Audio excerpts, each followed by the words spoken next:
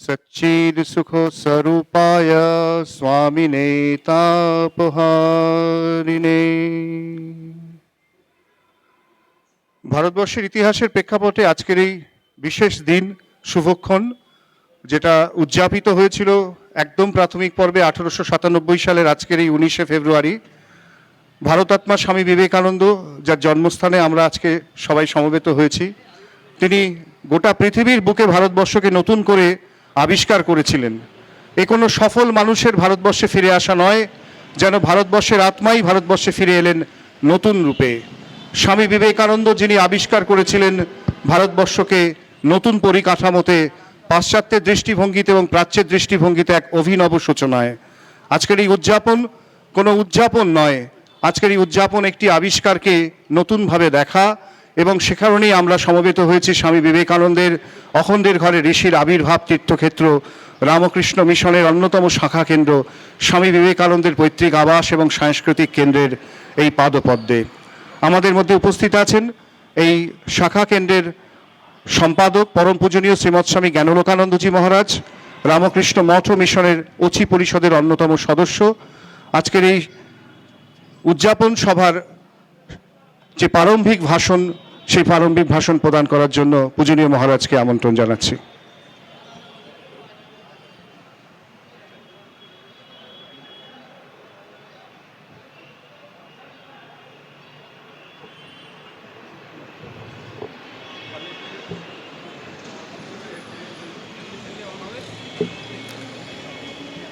ओम नमो भगवते रामकृष्णाय। भगवान श्री रामकृष्णदेव, जुगजननी शारदा देवी, जुगाचार्य स्वामी विवेकानंद, जगद्धात्री माता एवं वीरेश्वर शिवजीर चरणे भुलुंठित प्रणाम निवेदन करी समवेत स्वामीजी अनुरागी आपनादेर सकलके रामकृष्ण मिशन स्वामी विवेकानंदेर पैतृक आवास एवं सांस्कृतिक केंद्रेर पक्ष थेके आंतरिक भावे स्वागत सुस्वागत ज्ञापन करी। स्वामीजी भारत प्रत्यावर्तन करेছেন, আমরা সঞ্চালকের কাছ থেকে জানলাম। সেই উপলক্ষে আজকে আমরা সমবেত হয়েছি। স্বামীজি ভারতবর্ষ থেকে পাশ্চাত্যে গিয়ে কি বলেছেন সেখানেই কিন্তু ভারতবর্ষের মহিমাই ব্যাখ্যা করেছেন। ভারতবর্ষের মহিমা কীরকম বলতে গিয়ে বলা হয়, অতোপি দেবা ইচ্ছন্তি জন্ম ভারত ভূতলে সঞ্চিতুম সুমহৎ পুণ্যম অক্ষয়ম অমলম শুভম। অক্ষয় অমল শুভ পুণ্য সঞ্চয়ের জন্য দেবতারা পর্যন্ত এই ভারত ভূমিতে জন্মগ্রহণ করতে চান। স্বামীজিকে জিজ্ঞেস করা হয়েছিল, আপনি এই পাশ্চাত্যে বেশ কিছুদিন কাটাবার পরে দেশে ফিরে যাচ্ছেন, এখন আপনার অনুভূতি কি? স্বামীজি বলেছিলেন, এই ভোগের দেশ, এই যে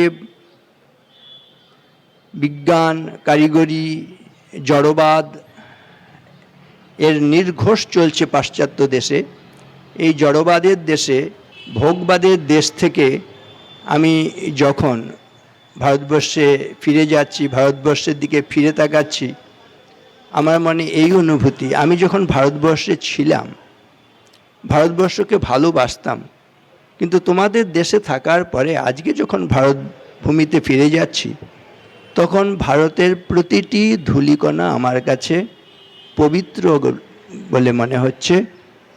ভারতবর্ষ পুণ্যক্ষেত্র, ভারতবর্ষ তীর্থক্ষেত্র। এই যে ভারতবর্ষকে তীর্থভূমি বলে গণ্য করা প্রথম স্বামীজির মুখ থেকে বেরিয়েছে। পরবর্তীকালে আমরা মহাকবি কবিগুরু রবীন্দ্রনাথের কাছ থেকে দেখি, শুনতে পাই, হেমর চিত্ত পুণ্য তীর্থে জাগরে ধীরে এই ভারতের মহামানবের সাগর তীরে। এই যে তীর্থভূমি বলে গণ্য করেছেন, এটি কিন্তু স্বামীজির কাছ থেকে আমরা প্রথম পাই। ভারতবর্ষ মহাতীর্থ। কিভাবে এই ভূমি তীর্থে পরিণত হলো বলা হয়েছে, কতগুলো গুণের আদর এখানে করা হয়েছে। পাশ্চাত্য দেশে যখন নাকি স্বামীজিকে জিজ্ঞেস করা হচ্ছে যে আপনি আপনার দেশ নিয়ে এত গর্ব করেন, আপনার দেশ কি কোনো একটি দেশকেও জয় করেছে? স্বামীজি বললেন, সেজন্যই আমি আমার দেশ ভারতবর্ষকে নিয়ে গর্ববোধ করি। তোমাদের মতন অন্যের রক্তে আমরা আমাদের হাতকে রঞ্জিত করিনি। তোমরা পাশ্চাত্যবাসী, ইউরোপীয় পাশ্চাত্যবাসীরা অন্যের দেশ আক্রমণ করেছ, অন্যের দেশ লুণ্ঠন করেছ, অনেক রক্তের বন্যা বইয়ে দিয়েছ, ব্র্যান্ডি নিয়ে এসছো, বুলেট নিয়ে এসছো, বাইবেল নিয়ে এসছো। তোমরা কিসের গর্ব করো? না, তোমাদের যারা পূর্বপুরুষ তারা কেউ নাইট, কেউ ব্যারন ইত্যাদি। নাইট ব্যারন কারা?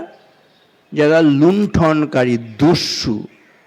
তাহলে তোমাদের পূর্বপুরুষরা দস্যু তস্কর ছাড়া কেউ নয়।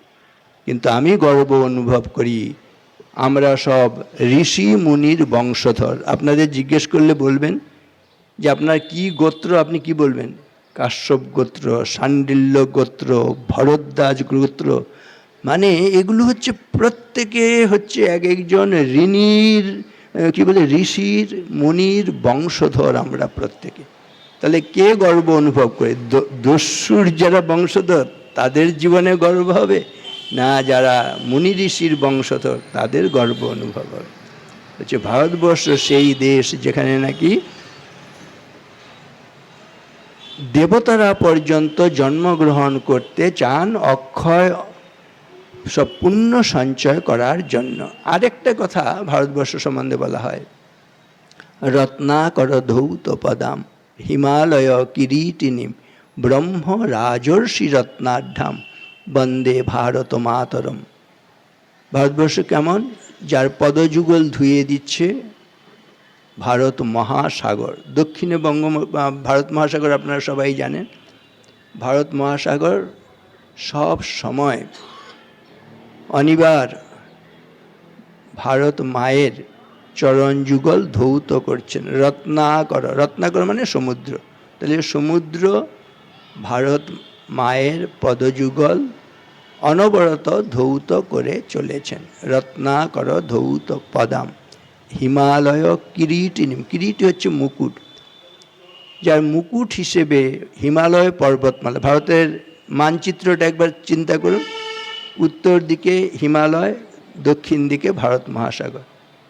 তাহলে পদযুগল ধৌত করছে ভারত মহাসাগর, আর মস্তক শীর্ষ সেটিকে আবৃত করে রেখেছে মুকুটের মতন হিমালয় পর্বতমালা। সেন রত্নাকর ধৌত পদাম হিমালয় কিরীটিনীম ব্রহ্ম রাজর্ষি রত্নাঢ্যাম বন্দে ভারত মাতরম। এখানে ব্রহ্মজ্ঞরা এসেছেন, রাজারা এসেছেন। শুধু রাজা নয়, তার একদিকে রাজা আর একদিকে ঋষি। তাহলে আমরা ওই মুনি ঋষির বংশধর। এখানে রত্ন গর্ভা ভারতবর্ষ অনেক মহাজ্ঞানী মহাজনদের জন্মদান করেছেন, ঋষি মুনির জন্মদান করেছেন। অবতার পুরুষেরা ভারত ভূমিতেই এসেছেন যুগ যুগ ধরে। সাহেব ব্রহ্ম রাজর্ষি রত্নাঢ্যাম বন্দে ভারত মাতরম। এই ভারতবর্ষের মহিমার কথাই বলেছে। আগে কি স্বামীজির আগে কেউ কি যাননি ভারতবর্ষ থেকে বিদেশে? অনেকে গেছেন, কিন্তু সবাই গিয়ে কি বলেছেন? ভারতবর্ষের দুঃখের কথা, দৈন্যের কথা। সেখানে এখানকার মানুষগুলো হচ্ছে অশিক্ষিত, এখানকার মানুষগুলো হচ্ছে কুসংস্কার আচ্ছন্ন, দরিদ্র। হ্যাঁ, এদের কোনো সংস্কৃতি বলে কিছু নেই। এই বিদেশি শিক্ষায় শিক্ষিত হয়ে আমরা সেই রকম কথাগুলো আমরা বলেছি। স্বামীজি গর্বের সঙ্গে বললেন, ওই তোমাদের পূর্বপুরুষেরা যখন তাহলে জলে জঙ্গলে তারা হচ্ছে কালি জুলি মুখে মুখ রাঙা করে তারা দস্যুবৃত্তি অবলম্বন করেছে, আমার পূর্বপুরুষেরা সেখানে আত্মা কি, ব্রহ্ম কি, জন্ম মৃত্যু এসব রহস্য সন্ধান করে বেরিয়েছে। অতএব এজন্যই আমি ভারতবর্ষ সম্বন্ধে গর্ব অনুভব করি। প্রতিটি ধূলিকণা আমার কাছে পবিত্র। স্বামী ভাই, এইসব কথাগুলো যখন নাকি ভারতবর্ষে এসে স্বামীজি বললেন, ভারতবর্ষের মানুষ তারা নতুনভাবে জেগে উঠলেন। স্বামীজি কি বললেন? Arise awake and stop not till the goal is reached. ওঠো জাগো, যতক্ষণ পর্যন্ত লক্ষ্যে পৌঁছতে না পারছো ততক্ষণ পর্যন্ত থেমো না। এই যে নতুন একটা আশার সঞ্চার করলেন, জাগরণ। উঠো জাগো মুসাফির ভোর অভই, अब रैन कहाँ जो सोबत हुई, जो सोबत हुई यो खोबत हुई, जो जागत हुई यो पावत हुई। আমরা ঘুমিয়ে থাকবো না। শত সহস্র বৎসর ধরে আমরা বলছে লেভিয়াথানের মতন, জল জন্তুর মতন আমরা যেন ঘুমিয়েছিলাম, এখন আবার হচ্ছে আমাদের জাগরণ এসছে, আমরা জেগে উঠব। তাহলে উঠো জাগো মুসাফির ভোর অভই, ওহে পথিক ওঠো জাগো, ভোর হয়েছে। আবার রইন কাহা যে সোবত হই, এখন রাত কোথায় যে এখনো শুয়ে আছো। যে সোবত হই ও খোবত হই, যে শুয়ে আছে সে তার সব খোয়া গেছে। যে জাগত হই ও পাবত হই, যে জেগে আছে সেই পরিত্রাণ। এই জাগরণের কথা স্বামী বিবেকানন্দ শোনালেন। Arise awake and stop not till the goal is. আর শ্রীরামকৃষ্ণের আবির্ভাবের মধ্য দিয়ে সত্যযুগের সূচনা হয়েছে। সত্যযুগ মানে শ্রীরামকৃষ্ণের কথা বললেন। শ্রীরামকৃষ্ণ মানে প্রচণ্ড শক্তির অধিকারী। একদিকে রাম, একদিকে কৃষ্ণ মিলে রামকৃষ্ণ। বেদান উদ্ধরতে জগন্তি বহতে ভূগোলম উদ্বিভ্রতে দৈত্যম দারয়তে বলিম ছলয়তে ক্ষত্রক্ষয়ম কুর্বতে পৌলস্তম জয়তে হলং কলয়তে কারুণ্যমাতন্বতে ম্লেচ্ছান মূর্ছয়তে দশাকৃতি কৃতে কৃষ্ণায় তুভ্যম নমঃ। দশাবতারের কথা জানেন। প্রত্যেকটি অবতার এক একটা যুগকে ধারণ করেছে, রক্ষা করেছে। সেই অবতারের সমষ্টিভূত শ্রীরামকৃষ্ণ। তিনি রামের শক্তি নিয়ে এসছেন। রামের শক্তি কেমন? জয় রাম বললেই আমাদের মধ্যে শক্তি আসে। ভর্জনম ভববীজানাম অর্জনম সর্বসম্পদাম তর্জনম যমদূতানাম রাম রামেতি গর্জনম। রাম নাম গর্জন করলে যমদূত পর্যন্ত পায়, প্রচণ্ড শক্তি। শ্রীকৃষ্ণের শক্তি কেমন? অম্ভোধি স্থলতম স্থলম জলধিতম ধূলিলব শৈলতম শৈলম মৃৎকণতম তৃণম কুলিশতম বজ্রম তৃণক্ষীণতম বহ্নি শীতলতম হিমম দহনতম আয়াতি যস্যেচ্ছয়া লীলা দুর্ললিতদ্ভূত ব্যসনিনে কৃষ্ণায় তুভ্যম নমঃ। কি প্রচণ্ড শক্তি! ভগবান কি করতে পারেন? মহাসাগরকে মহাদেশে পরিণত, মহাদেশকে মহাসাগরে পরিণত করতে পারেন। ধূলিকণাকে পর্বতে, পর্বতকে ধূলিকণায় পরিণত করতে পারেন। ঘাসকে বজ্রে, বজ্রকে ঘাসে পরিণত করতে পারেন। আগুনকে বরফে, বরফকে আগুনে পরিণত করতে পারেন। ইচ্ছা মাত্র সৃষ্টি স্থিতি প্রলয় করতে পারেন। খেলিছ এ বিশ্বলয়ে বিরাট শিশু আনমনে নীরজনে প্রভু নীরজনে প্রলয় সৃষ্টি তব পুতুল খেলা নীরজনে প্রভু নীরজনে। এসব আছে না? কি প্রচণ্ড শক্তি! এই রামের শক্তি, কৃষ্ণের শক্তি নিয়ে শ্রীরামকৃষ্ণের শক্তি। স্বামীজি বলছেন শক্তি সমুদ্র সমুত্থ তরঙ্গ দর্শিত প্রেম বিজৃম্ভিত রঙ্গ সংশয় রাক্ষস নাশ মহাশ্রময়ামি গুরুম শরণম ভব বৈদ্যম। এই গুরুরূপী শ্রীরামকৃষ্ণ এত অবতারদের শক্তি নিয়ে, যুগ যুগ ধরে অবতারেরা যত শক্তি নিয়ে এসছেন তাদের সমষ্টিভূত শক্তি নিয়ে শ্রীরামকৃষ্ণ এই যুগের মানুষের কল্যাণের জন্য এসছেন। অতএব এই শক্তির চিন্তা করলে, যে যার চিন্তা করে সে তার সত্তা লাভ করে। এই শক্তির চিন্তা করলে আমরাও দুর্বলতা ঘুচিয়ে শক্তি লাভ করব। সেজন্য স্বামীজি এই শক্তি অর্জন করে শক্তিকে বিলিয়েছেন। আমি আপনি ক্ষুদ্র হতে পারি, কিন্তু যদি বিবেকানন্দ সূর্যের সংস্পর্শে আসি, কি হয়? একটা ভাঙা আয়না সূর্যের সংস্পর্শে এলে দহন দ্যুতি লাভ করে। আয়নার মধ্যে সূর্যের প্রতিফলন পড়লে সেটা যদি আপনার চোখে ফেলে চোখ ধাঁধিয়ে যায়।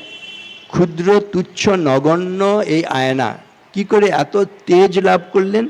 না তেজস্বী সূর্যের সঙ্গ করে।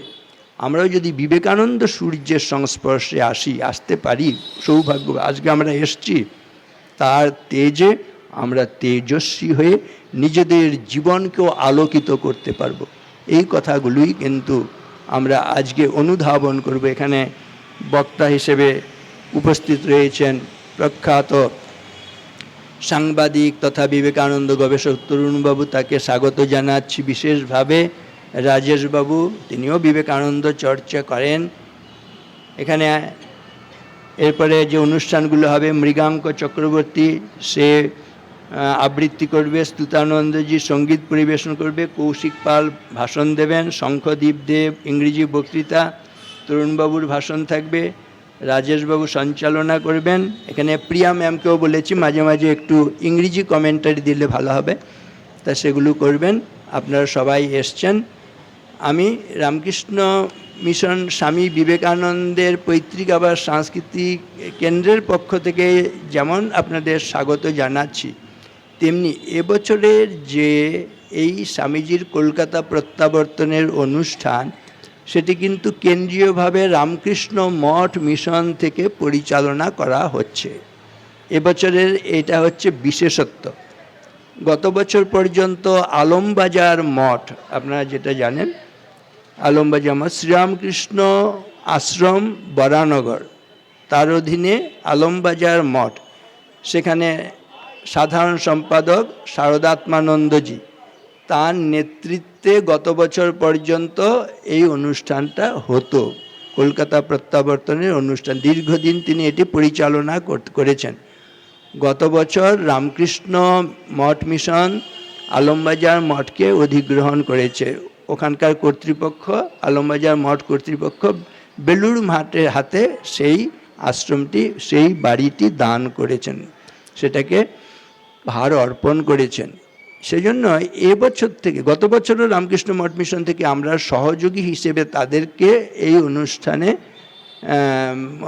সহযোগী হিসেবে অংশগ্রহণ করেছি। এবারে পুরো দায়িত্ব নিয়েছে রামকৃষ্ণ মঠ মিশন, সহযোগী হিসেবে শারদাত্মানন্দজি ওখানকার আশ্রম এবং কলকাতার অঞ্চলে ভাবপ্রচার পরিষদ, নর্থ 24 পরগনা, সাউথ 24 পরগনার ভাবপ্রচার পরিষদ, রামকৃষ্ণ ভক্তমণ্ডলী, বিভিন্ন ক্লাব, বিভিন্ন সংগঠন যুক্ত হয়ে একটা বিশেষ রূপ নিয়ে, মাত্রা নিয়ে এই অনুষ্ঠানটা হচ্ছে।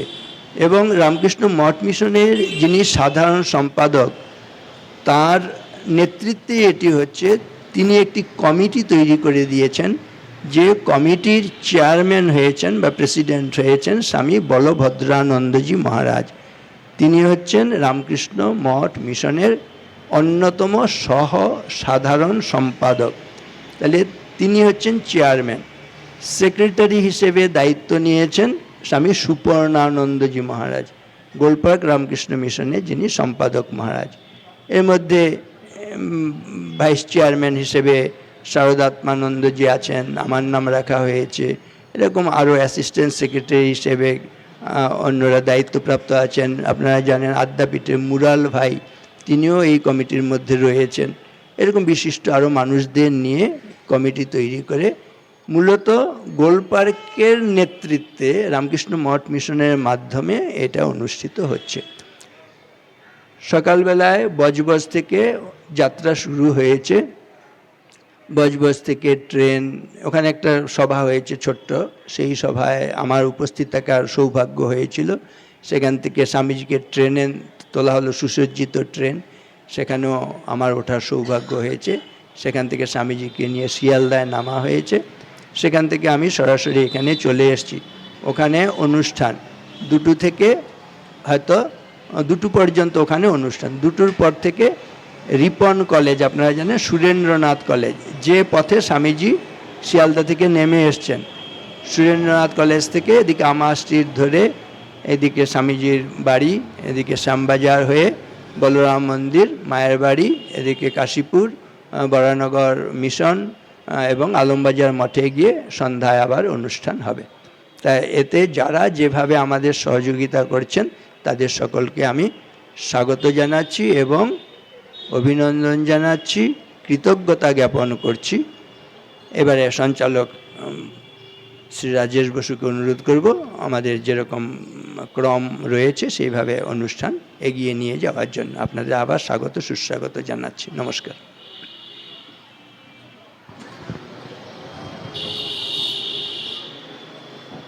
পূজনীয় স্বামী জ্ঞানলোকানন্দজি মহারাজকে উপস্থিত সকল ভক্তবৃন্দের পক্ষ থেকে আভূমি প্রণতি নিবেদন করি তার প্রারম্ভিক ভাষণ উপস্থাপনের জন্য।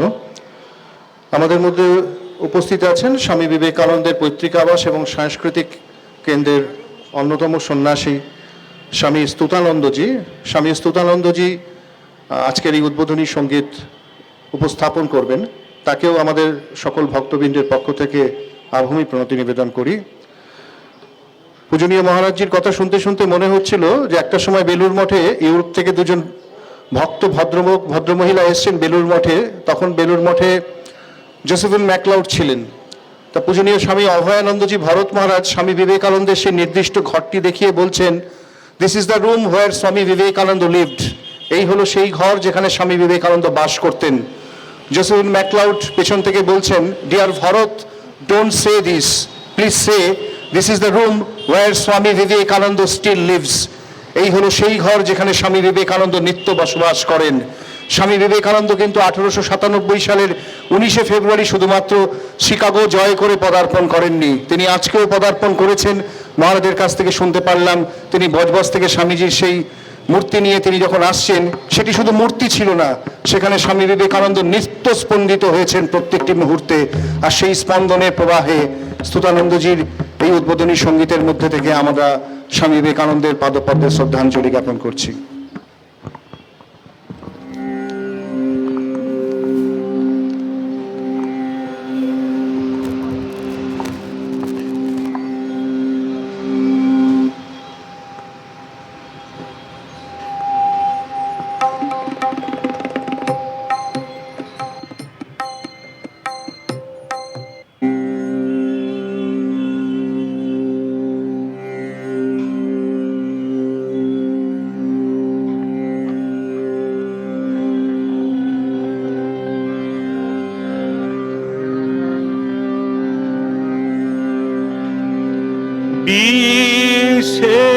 সেনাপতি বিবেকানন্দ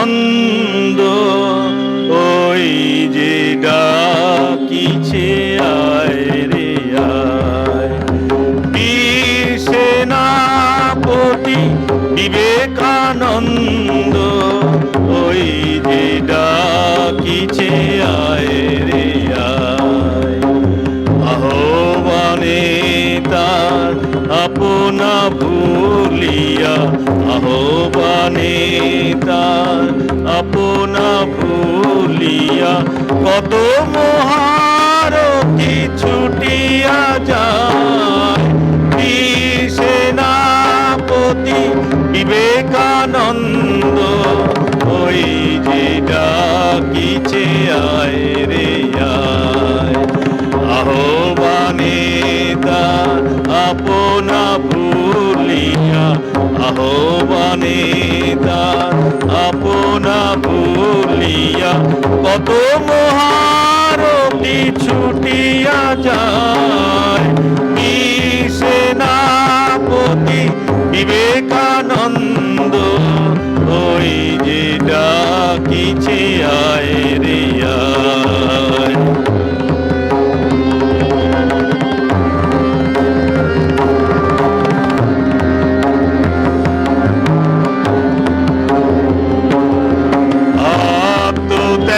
আত্মত্যাগের অগ্নিমন্ত্রে দীক্ষিত হয়ে নবীন তন্ত্রে, আত্মত্যাগের অগ্নিমন্ত্রে দীক্ষিত হয়ে নবীন তন্ত্রে, ভগবাদ জাত দ্বৈত দলিতে, ভগবাদ জাত দ্বৈত দলিতে, আপনা সপিতে কে যাবিয়া। বীর সেনাপতি বিবেকানন্দ ওই যে ডাকিছে আয় রে আয়।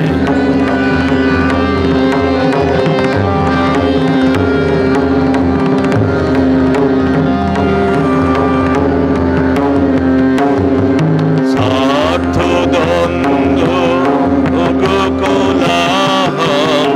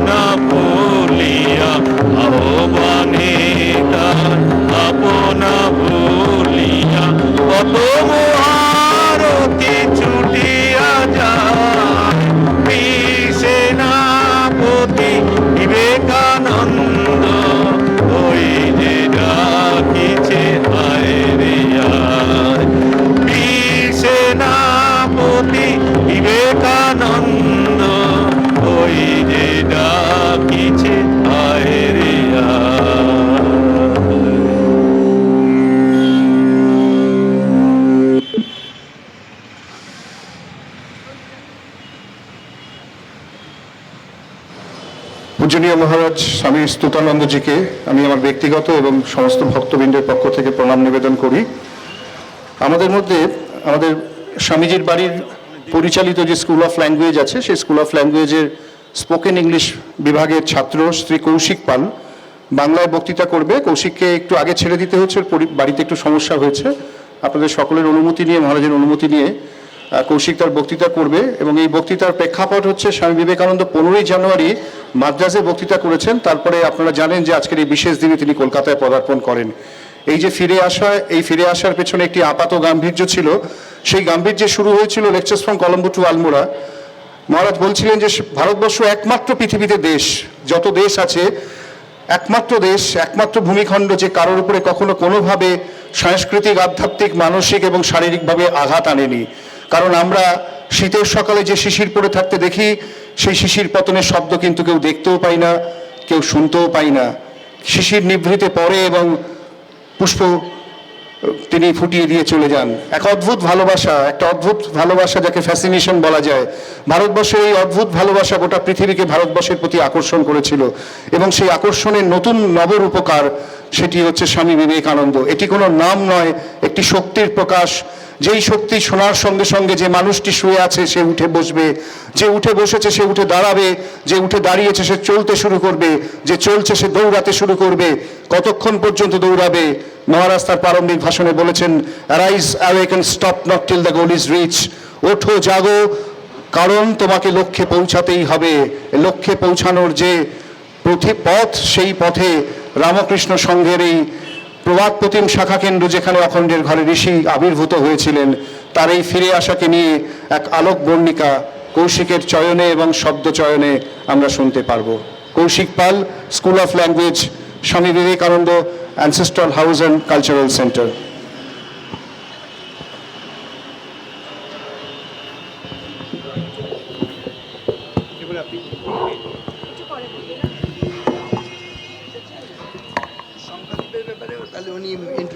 নমস্কার উপস্থিত সকল সাধুদের, উপস্থিত সকল সদস্য এবং সদস্যদের এবং আমার প্রিয় ভাই বোনেদের। আজকের দিনটির মাহাত্ম্য আমাদের সকলকে এক করেছে। 1897 সালে 19শে ফেব্রুয়ারি স্বামীজি মাদ্রাজ হইতে কলকাতা এসেছিলেন। এই দিন আমরা সকলে স্বামীজিকে নিয়ে একত্রে রওনা হয়েছিলাম আলমবাজার মঠের উদ্দেশ্যে। এই দিনের বেশ কিছু ঘটনা আমি আজকে পুনর্মঞ্চায়িত করব। স্বামীজির মাদ্রাজের শেষ বক্তৃতা, ভারত ভবিষ্যৎ। স্বামীজির মাদ্রাজের বক্তৃতা ভারত ভবিষ্যৎ আমাদের সকলকে আলোকীকরণ করেছিল। আমরা যারা সকলে এখনও তার বাণী, সংকলিত বাণী পড়ে আসি বা আমরা পড়ি প্রত্যেকেই প্রতিদিন, তারা আমরা প্রত্যেকেই নানাভাবে উদ্বুদ্ধ হয়ে থাকি। স্বামীজির ভারত ভবিষ্যৎ বাণীর মধ্যে দিয়ে আমরা প্রত্যেকেই পেয়েছি এক স্বাধীন এবং নতুন সুপরিকল্পিত ভারতের এক বর্ণনা, যেখানে উচ্চ নীচ, ধনী দরিদ্র, জনকল্যাণ, নারী কল্যাণ প্রত্যেকটি বিষয় মাধুর্যের মাধ্যমে সুপরিকল্পিতভাবে বর্ণিত হয়েছে। স্বামীজি শিক্ষা ব্যবস্থার জন্য যেরূপ চিন্তাভাবনা করেছিলেন, তার দর্শনে, তার চৈতন্যে যে সমস্ত ভাবধারা সঞ্চিত হয়েছিল, তিনি সেইখান থেকে আমাদের বলেছিলেন বৌদ্ধিক শিক্ষাই মূল শিক্ষা। আমরা যে পাঠ্যক্রম নির্ভর শিক্ষা পড়ে এসেছি বা শিক্ষা পড়ে চলেছি, সেই শিক্ষা আমাদের আধ্যাত্মিকতা থেকে বহু দূরে নিয়ে যায়। আমাদের আধ্যাত্মিকতার কাছে আসতে হবে, আমাদেরকে আরও আধ্যাত্মিক হয়ে উঠতে হবে। স্বামীজির মন্ত্রগুলি আমাদেরকে আধ্যাত্মিক হতে শেখায়।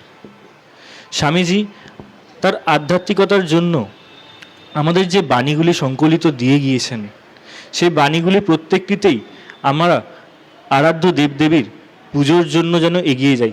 তারা আমাদের প্রত্যেকের শুভাকাঙ্ক্ষী, আমরা যেন তাদের পুজো করি, আমরা প্রত্যেক দিন যেন তাদের নিয়মিত পুজো করি।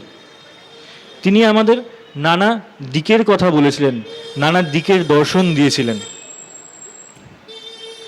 আমি 15ই ফেব্রুয়ারির স্বামীজি মাদ্রাজে জাহাজে চড়ার পর 19শে ফেব্রুয়ারি তিনি কলকাতায় পৌঁছানোর পর বেশ কিছু ঘটনা এবার বলবো।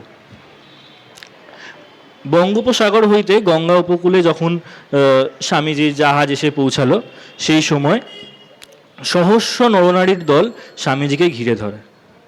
পুষ্পমাল্যে কুসুমবর্ষণে স্বামীজির অভ্যর্থনা হয়ে থাকে। এই অভ্যর্থনায় সকল মানুষ এত উৎসাহিত ছিল, তাদের মধ্যেই একদল তরুণ তরুণী স্বামীজির ঘোড়ার গাড়ির ঘোড়াগুলিকে মুক্ত করে ঘোড়ার গাড়ির সমস্ত ভার নিজেদের কাঁধে বহন করে এগিয়ে চলে গন্তব্যের দিকে। প্রথমে হ্যারিসন রোড, তারপর সার্কুলার রোড এবং রিপন কলেজের উদ্দেশ্যে স্বামীজি রওনা দেয়। স্বামীজির সামনে একদল ব্যান্ড পার্টি এবং স্বামীজির শেষের দিকে কীর্তনীর দল, তারা উৎসব এবং আনন্দে মেতে ওঠে। শঙ্খধ্বনিতে এবং পুষ্প বর্ষণে পুরো পরিবেশটি যেন এক অপরূপ দৃশ্য তৈরি করে। আজও আমরা যারা সেই দৃশ্য কল্পনা করি, সংকলিত বাণী এবং সংকলিত গ্রন্থগুলি পড়ার সময় আমরা সেই মুহূর্তটাতে ফিরে যাই। আমরা ভাবি কতই না সুন্দর, কতই না অপূর্ব দৃশ্য ছিল সেই সময়, কতই না সুন্দর মানুষরা তখন তাকে পেয়েছিল কাছে, যদি একবার তাকে ছুঁতে পেতাম সেই সময়। আমরা তাদের সেই কথা এবং তাদের সেই চিন্তা ভাবনাগুলো আমরা সবাই ভেবে থাকি। রিপন কলেজের উদ্দেশ্যে যখন স্বামীজি এগিয়ে যান, তখন রিপন কলেজের তোরণে বড় বড় করে লেখা থাকে, জয় শ্রী রামকৃষ্ণ, জয় স্বামীজি এবং স্বাগতম। প্রত্যেকে শঙ্খধ্বনিতে যখন তাকে আহ্বান জানায়, সেই সময় তিনি সেখানে বেশ কিছু বক্তৃতা দেয় এবং বক্তৃতা দেওয়ার পর তিনি চলে যান বাগবাজারে শ্রীযুক্ত পশুপতিনাথ বসুর বাসস্থানে। বেশ কিছুটা সময় তিনি তার সেখানে সময় কাটানোর পর তিনি মধ্যাহ্ন ভোজন সারিয়া বরানগরের শ্রী গোপাললাল শীল বাবুর বাড়িতে তিনি যাত্রা শুরু করেন। স্বামীজির সহিত বিদেশি বন্ধুরাও ছিল এবং বিদেশি বন্ধুদের তিনি গোপাললাল শীলের বাড়িতে বেশ কিছুক্ষণের জন্য বিশ্রাম নিতে বলে তিনি আলমবাজার মঠের উদ্দেশ্যে যাত্রা শুরু করেন। আলমবাজার মঠে পৌঁছানোর সাথে সাথেই স্বামীজিকে মঙ্গল কলসাদি সহ সকল সাধুরা অভ্যর্থনা জানায় এবং তাকে সেখানে একান্ত করে আমাদের মধ্যে দিয়ে সকলের মধ্যে তা আমাদেরকে মিলিন হয়ে যায়। স্বামীজি সবার মধ্যে থাকতে ভালোবাসতেন, তিনি সবার মধ্যে দিয়ে বিলীন হয়ে যান। এই সময় তিনি সমস্ত টেলিগ্রাম পত্র এবং সাক্ষাৎকারের জন্য যারা আসতেন তাদের সাথে আলাপ আলোচনা এবং বিভিন্ন রকমের দিক নিয়ে তারা কথা বলে থাকতেন। এরপর গোপাললাল শীলের বাড়িতে বেশ কিছুটা সময় তিনি দিনের বেলায় কাটাতেন এবং রাত্রিনিবাস আলমবাজার মঠে করতেন। এইভাবেই বেশ কিছুদিন চলার পর তিনি পুনরায় 28শে ফেব্রুয়ারি নিমন্ত্রণ পান শোভাবাজারের রাজা স্যার রাধাকান্ত দেবের উদ্যানবাটিতে। উদ্যানবাটিতে স্বামীজির যে বাণী, সেই পরম বাণীতে আমরা দেহ, মন, আত্মা, আধ্যাত্মিকতা এই সম্পর্কে ধ্যান ধারণা আমরা পুনরায় ফিরে পাই। স্বামীজিকে নিয়ে অল্প সময়ে বলা বড়ই কঠিন। আমি এখন স্বামীজিকে নিয়ে বলে আমি নিজেকে অত্যন্ত গর্বিত মনে করছি, কারণ সেই মানুষটিকে অল্প সময়ের মধ্যে বলা তো দূরের কথা, সেই মানুষটির লিখিত গ্রন্থগুলিকেও সময়ের মধ্যে পড়ে ফেলা বড়ই কঠিন। তার দিকগুলো, তার ধারণাগুলো আমরা সংঘবদ্ধ হয়ে যদি আমরা পরিকল্পিতভাবে এগিয়ে চলি, তাহলে আমরা এক উন্নত ভারত গড়ে তুলব। তিনি স্বাধীনতার পূর্বেই এক স্বাধীনতা উত্তর ভারতের পরিকল্পনা তিনি তৈরি করে গিয়েছেন। তিনি পথ প্রদর্শক, তিনি আমাদের সকলকে এক করেছেন, তিনি আমাদের সকলকে দেখিয়েছেন এক সুন্দর পরিকাঠামো কি করে তৈরি করা যায়, এক রাষ্ট্র কি করে তৈরি করা যায়, সকলকে এক কি করে তৈরি করা যায়। আমাদের এক হয়ে থাকতে হবে, আমাদেরকে এগিয়ে যেতে হবে আমাদের উদ্দেশ্যে। যতক্ষণ না আমরা আমাদের উদ্দেশ্য পাচ্ছি, আমরা সফল হচ্ছি, আমাদের লক্ষ্যে পৌঁছাচ্ছি, আমরা স্বামীজিকে এগিয়ে নিয়ে যাব, স্বামীজির বাণী দ্বারা অনুপ্রাণিত হতে থাকব। এবং উপস্থিত সকলকে আমি এই কথাই বলবো, আমাদের ইচ্ছা শক্তি পরম শক্তি, সকল কাজের মূলে রয়েছে ইচ্ছা শক্তি। স্বামীজি আমাদের ইচ্ছা শক্তির ওপর গুরুত্ব দিয়েছেন, চেয়েছেন আধ্যাত্মিকতা এবং ইচ্ছা শক্তি নিয়ে আমরা যেন আমাদের জীবনে এগিয়ে চলি। ধন্যবাদ উপস্থিত সকল শ্রোতাদের।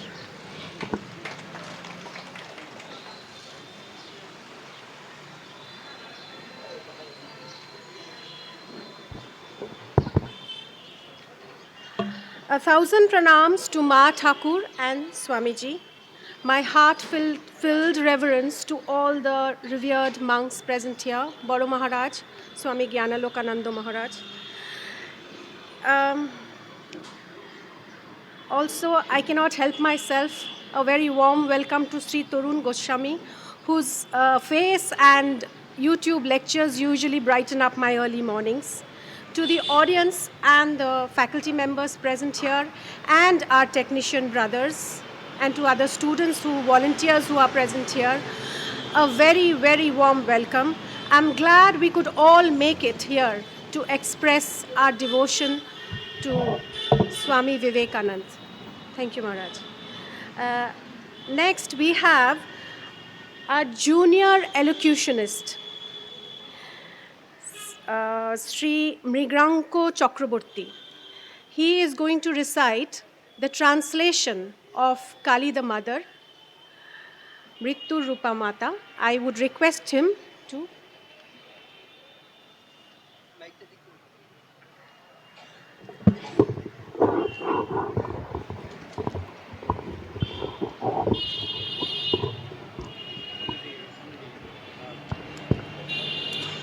নমস্কার। আজকে আমার নিবেদন স্বামী বিবেকানন্দ রচিত কালী দ্য মাদার, মৃত্যুরূপা মাতা। অনুবাদ সত্যেন্দ্রনাথ দত্ত। নিঃশেষে নিভেছে তারাদল, মেঘে এসে আবরিছে মেঘে, স্পন্দিত ধ্বনিত অন্ধকার, গরজিছে ঘূর্ণ বায়ুবেগে। লক্ষ লক্ষ উন্মাদ পরাণ বহির্গত বন্দিশালা হতে, মহাবৃক্ষ সমূলে উপারি ফুৎকারে উড়ায়ে চলে পথে।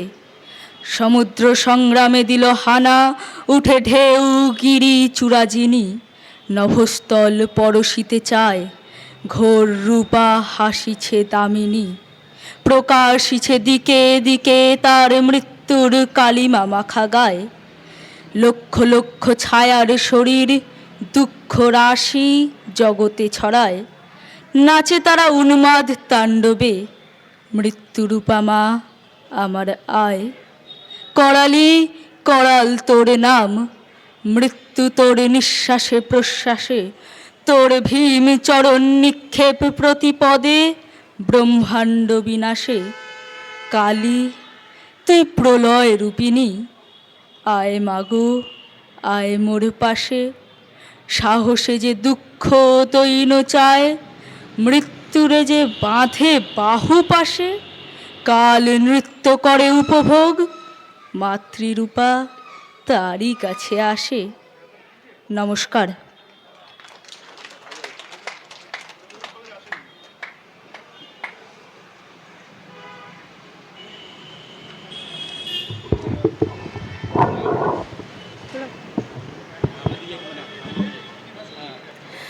The fragrance of orange marigolds, fresh roses, and pink lotuses strewn everywhere, conch shells blowing, and the air ululating with the purity and sanctity of the great day when Swami Vivekanand returned from Madras. The air was filled with spiritual hymns and a glorious hope that something great is about to happen to the motherland of Swami Vivekanand, the fiery monk, the patriotic son, who enthused all, especially the youth. His tremendously powerful aura made us proud to be known as Indians. To discuss in detail what happened on that Friday afternoon, February the 19th, 1897, I would request Shankodeep, a student of School of Languages, Spoken English, to come and tell us about that very, very special Friday afternoon. Shankodeep.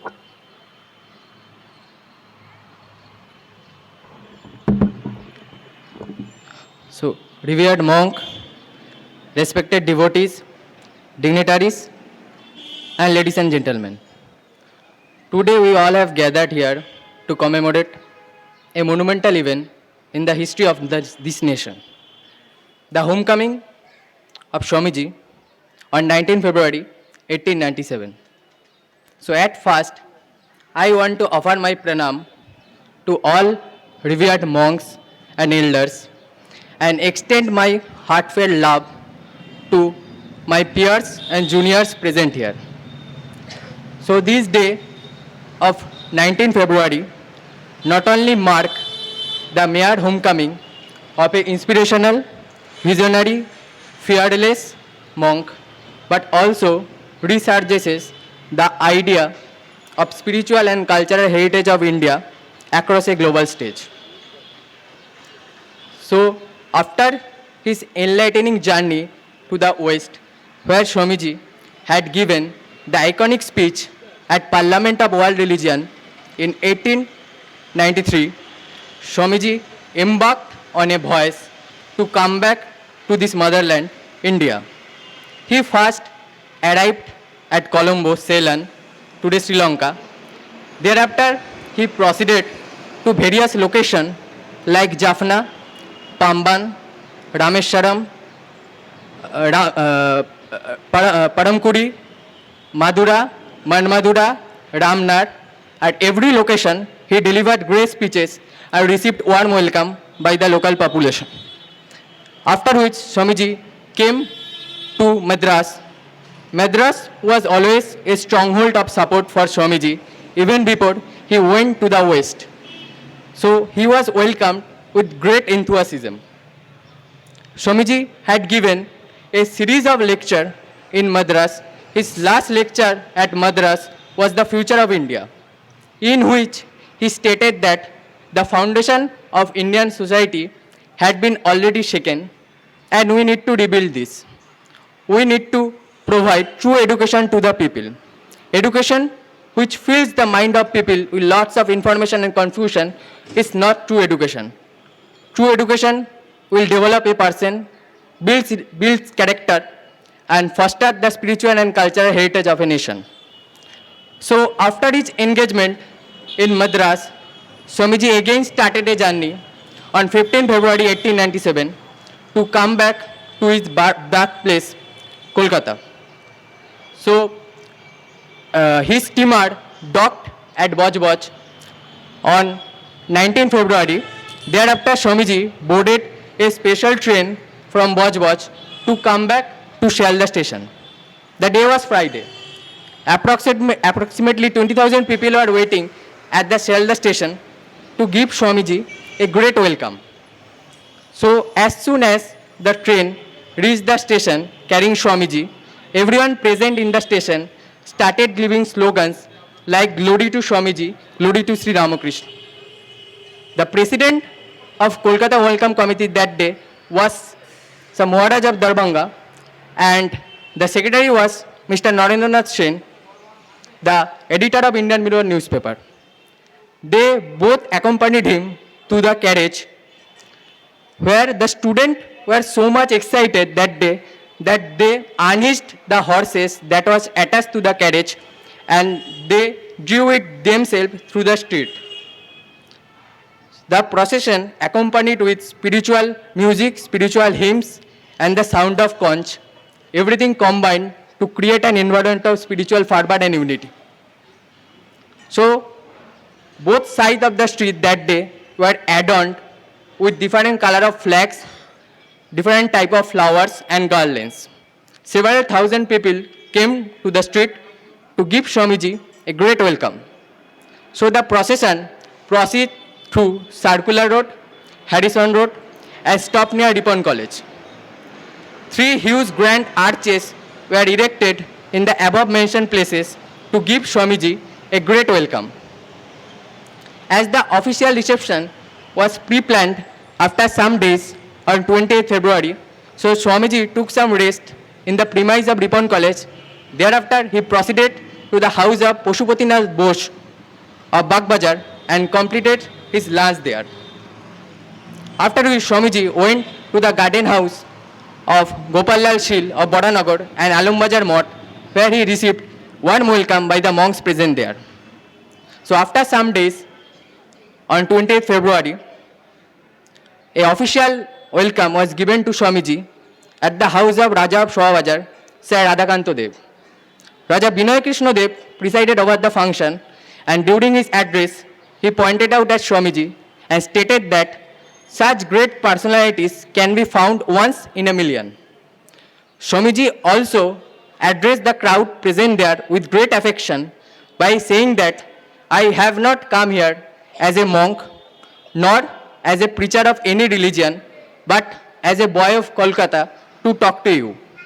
He further added, anything great that is achieved by me or by my words or by my deeds, I lay no claim to it, but it was all his, my Guru, Sri Ramakrishna Dev.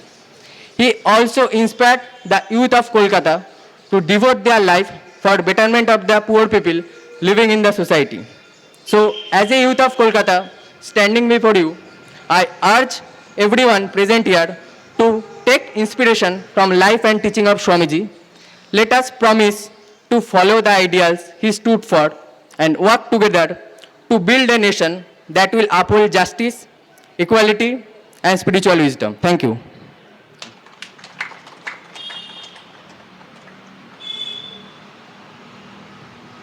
I am sure all of you, just like me, have been waiting with excitement and anticipation to listen to Sri Torun Goswami to enlighten us and engage us with his deep knowledge about everything related to Swami Vivekananda. I would request Sri Goswami, the prolific speaker and amazing journalist, to inspire us this afternoon with his words. Sir.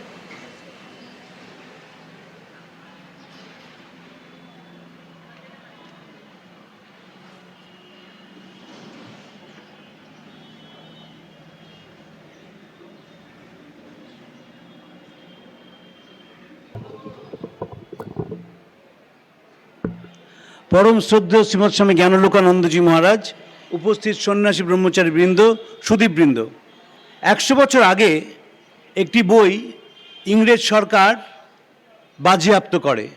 বইটির নাম Swami Vivekananda the socialist. বইটি সম্প্রতি আবার প্রকাশিত হয়েছে, অনুষ্টুপ থেকে এর ইংরেজিতে বেরিয়েছে এবং বাংলা অনুবাদও বেরিয়েছে। এই বইটি ভূপেন্দ্রনাথ দত্তের লেখা। ভূপেন্দ্রনাথ দত্ত লিখছেন যে স্বামীজি নেশান বলতে বুঝেছেন পিপল এবং পিপল বলতে বুঝেছেন মাসেস, সাধারণ মানুষ। বিবেকানন্দের দেবতা হচ্ছেন সাধারণ মানুষ। যখন স্বামীজি যান পশুপতি বসুর বাড়িতে, তখন স্বামী ব্রহ্মানন্দজি এবং স্বামী যোগানন্দজি স্বামীজির গলায় মালা পরিয়ে দেন এবং স্বামীজি তখন বলেন অনেক কিছু বলার আছে, এদেশে ধর্মপ্রচার অনেক হয়েছে, দরকার শিক্ষার, মানুষকে পরিষ্কার কাপড় চোপড় পরতে হবে, শিক্ষা ব্যবস্থার মধ্যে দিয়ে যাতে তারা উপার্জন করতে পারে সেই ব্যবস্থা করতে হবে। আমরা যখন স্বামীজির কথা বলি, আমরা মনে করি স্বামীজির ছবিতে স্বামীজি আছেন, আমরা মনে করি মন্দিরে স্বামীজি আছেন এবং আধ্যাত্মিকতার ভুল ব্যাখ্যা করি। আধ্যাত্মিকতা মানে একটা অন্তরের গভীর বোধ, যে বোধ আমাদের শেখায় আমি এবং আমার পাশের মানুষটি স্বরূপত এক। স্বামীজি যখন আমেরিকা থেকে ফেরেন তখন একটি মাদ্রাজে বক্তৃতা করেছিলেন আমার সমন্বিতি। সেখানে স্বামীজি 4 ধরনের শিক্ষার কথা বলেন। প্রথম বলেন ধর্মদান, তারপর বিদ্যাদান, তারপর প্রাণদান, তারপর অন্নদান। এই ধর্মদান মানে পুজো অর্চনা নয়, এই ধর্মদান মানে moral and social training. Swamiji দেখেছিলেন ইংরেজি শিক্ষার মাধ্যমে যে শিক্ষা দেওয়া হয় সেটি ক্লার্ক এডুকেশন। আমরা সম্পূর্ণ ভুলে যাই, আমরা এখনো যে পাই এটা ক্লার্ক এডুকেশন। আমাদের নিজস্বতা বলে কিছু নেই, কোনো মৌলিক চিন্তা নেই। স্বামীজি বারবার বলছেন আমার গুরু ছিলেন মৌলিক, আমাদেরও মৌলিক হতে হবে। এবং এই বস্তা পচা শিক্ষা কি করে, আমাদের আস্তে আস্তে অনুভূতিটাকে নষ্ট করে দেয়, মানুষের প্রতি দরদ আমাদের চলে যায়। যখন স্বামীজির মিছিল এখান দিয়ে যাচ্ছিল 1897 সালের 19শে ফেব্রুয়ারি, আমরা জানি না যে ভুবনেশ্বরী দেবী সেই মিছিল দেখেছিলেন কিনা, কিন্তু এই যে বাড়ির সামনে দাঁড়িয়ে আমরা কথা বলছি, এই বাড়িটি 2টো জিনিস স্বামীজিকে শিখিয়েছিল। প্রথম হচ্ছে বিশ্লেষণ করে কোনো জিনিসকে গ্রহণ করা, আর দ্বিতীয় হচ্ছে বিরাট হৃদয়। স্বামীজি আমেরিকায় বলেছিলেন আমি আমার বাবার কাছ থেকে পেয়েছি মেধা এবং মার কাছ থেকে পেয়েছি হৃদয়। স্বামীজি একটি বক্তৃতা দিয়েছিলেন 15ই সেপ্টেম্বর 1893 সাল শিকাগোতে। বিষয় ছিল ভারতের নারী। সেই বক্তৃতার পরে যারা আমেরিকার নারী স্বাধীনতার সঙ্গে যুক্ত ছিলেন, তারা ভুবনেশ্বরী দেবীকে একটি চিঠি লেখেন এবং বলেন যে গতকাল আপনার সন্তান এইটি নিয়ে বলেছে, আমরা খুব আপনার কাছে কৃতজ্ঞ যে আপনি এই সন্তানের জন্ম দিয়েছেন। ছোট বয়স থেকে নরেন্দ্রনাথকে শেখানো হয়েছিল অনুভূতিটাকে নষ্ট করে দিও না। যখন মানুষের অনুভূতি চলে যায়, মানুষের বোধ চলে যায়, মানুষের নিঃস্বার্থ ভালোবাসা চলে যায়, পরের চোখের জল মোছানোর বাসনা চলে যায়, সে আস্তে আস্তে যন্ত্রে পরিণত হয়। স্বামীজি একটি চিঠিতে লিখছেন, ভারতবর্ষ কি মারা যাবে? যদি মারা যায় তাহলে আধ্যাত্মিকতার মৃত্যু হবে। সেখানে রাজত্ব করবে কাম এবং বাসনা, অর্থ হবে তার পুরোহিত, তার পূজার উপকরণ হবে পশুবল, প্রতারণা এবং নিষ্ঠুর প্রতিযোগিতা, এবং বলির বস্তু হবে মানবাত্মা। যদি হৃদয়টা শুকিয়ে যায়, যদি মনটা চলে যায়, যদি মানুষের প্রতি টান কমে যায়, তাহলে সে আস্তে আস্তে জড়ে পরিণত হয়। এই জড়ের কোনো প্রাণ নেই। এই জড় মানুষের কথা ভাবতে পারে না, মানুষের কথা বলতে পারে না। আমরা কথায় কথায় আজকাল বলি আর্টিফিশিয়াল ইন্টেলিজেন্স, বলি ডিজিটাল ওয়ার্ল্ড, কিন্তু সম্পূর্ণ ভুলে যাই এই আর্টিফিশিয়াল ইন্টেলিজেন্সই হোক আর ডিজিটাল ওয়ার্ল্ডই হোক, যতক্ষণ না মানুষের চোখের জল মোছানোর ব্রত নেওয়া হচ্ছে, তখন জগৎটাই অর্থহীন। এই অর্থহীন জগতে আমরা বাস করি। পাশের মানুষটিকে মনে করি সে অন্য মহাদেশে থাকে, তার যন্ত্রণা কি, তার কষ্ট কি, তার দুঃখ কি, আমরা কখনো নিজের মধ্যে ধারণ করার চেষ্টা করি না। স্বামী যখন ছিলেন ইউরোপে, লেক লুসার্নে বেড়াতে গিয়েছিলেন পল ডয়সনের সঙ্গে, তখন খবর পান যে মাইসোরের মহারাজা বাড়ির কয়েকটি ঘর খুলে দিয়েছেন দরিদ্র ছেলেমেয়েরা সেখানে পড়াশোনা করবে বলে। স্বামীজি রাজাকে অভিনন্দন জানিয়ে চিঠি লেখেন, এই জীবন কয়েকদিনের, জীবনের চাকচিক্য কয়েকদিনের, সেই বেঁচে থাকে যে পরের জন্য বেঁচে থাকে, বাকিরা মৃত প্রেত তুল্য। তারপর বলেন, আপনার জন্য আমি প্রতিদিন ঈশ্বরের কাছে প্রার্থনা করি, দারিদ্র এবং অশিক্ষায় নিমজ্জিত লক্ষ লক্ষ ভারতীয়ের জন্য আপনার মন যেন আরো গভীরভাবে অনুভব করে। শিক্ষার মূল কাজ হচ্ছে একটি ঝকঝকে তকতকে মার্কশিট পাওয়া নয়। স্বামীজি শিক্ষার সংজ্ঞা দিয়েছিলেন, আমি সেই শিক্ষা চাই যাতে চরিত্র গঠন হয়, মেধার বিকাশ ঘটে, মানসিক বল বৃদ্ধি পায়, আর যাতে একটি মানুষ নিজের পায়ে দাঁড়াতে পারে। চরিত্র গঠন মানে নিরামিষ খাওয়া নয়। চরিত্র গঠন মানে কোনটি গ্রহণ করব এবং কোনটি বর্জন করব সে বিষয়ে পরিষ্কার ধারণা থাকা। আমি আমার কি গ্রহণ করব মানুষকে। স্বামীজি একটি অসাধারণ কথা বলেছিলেন, আমি এমন হতে পারে আমি দেহের বাইরে যাব বা দেহকে জীর্ণ বস্ত্রের ন্যায় পরিত্যাগ করব, কিন্তু আমি কোনোদিন কর্ম থেকে ক্ষান্ত হব না যতদিন না পৃথিবীর মানুষ ঈশ্বরেশ্বরিত একত্ব অনুভব করে, ততদিন আমি সর্বত্র মানুষের মনে প্রেরণা জোগাতে থাকবো। এই ঈশ্বরই হচ্ছে মানুষ।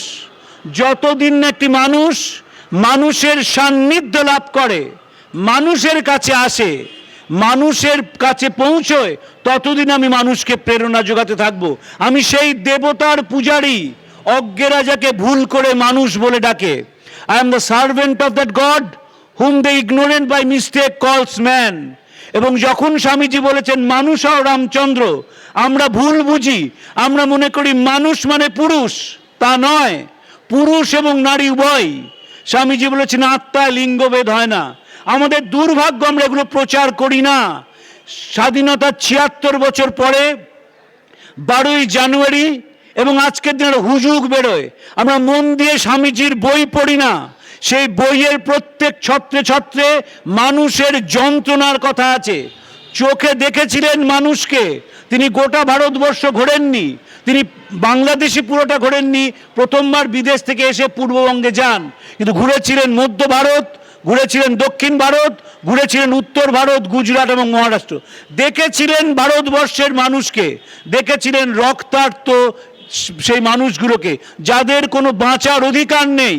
এবং সেই যে সাধারণ মানুষ, তারা বিবেকানন্দের দেবতা হয়ে উঠেছিলেন। দেখেছিলেন তাদের মধ্যে অসীম শক্তি, দেখেছিলেন ভালোবাসার সহজাত ক্ষমতা।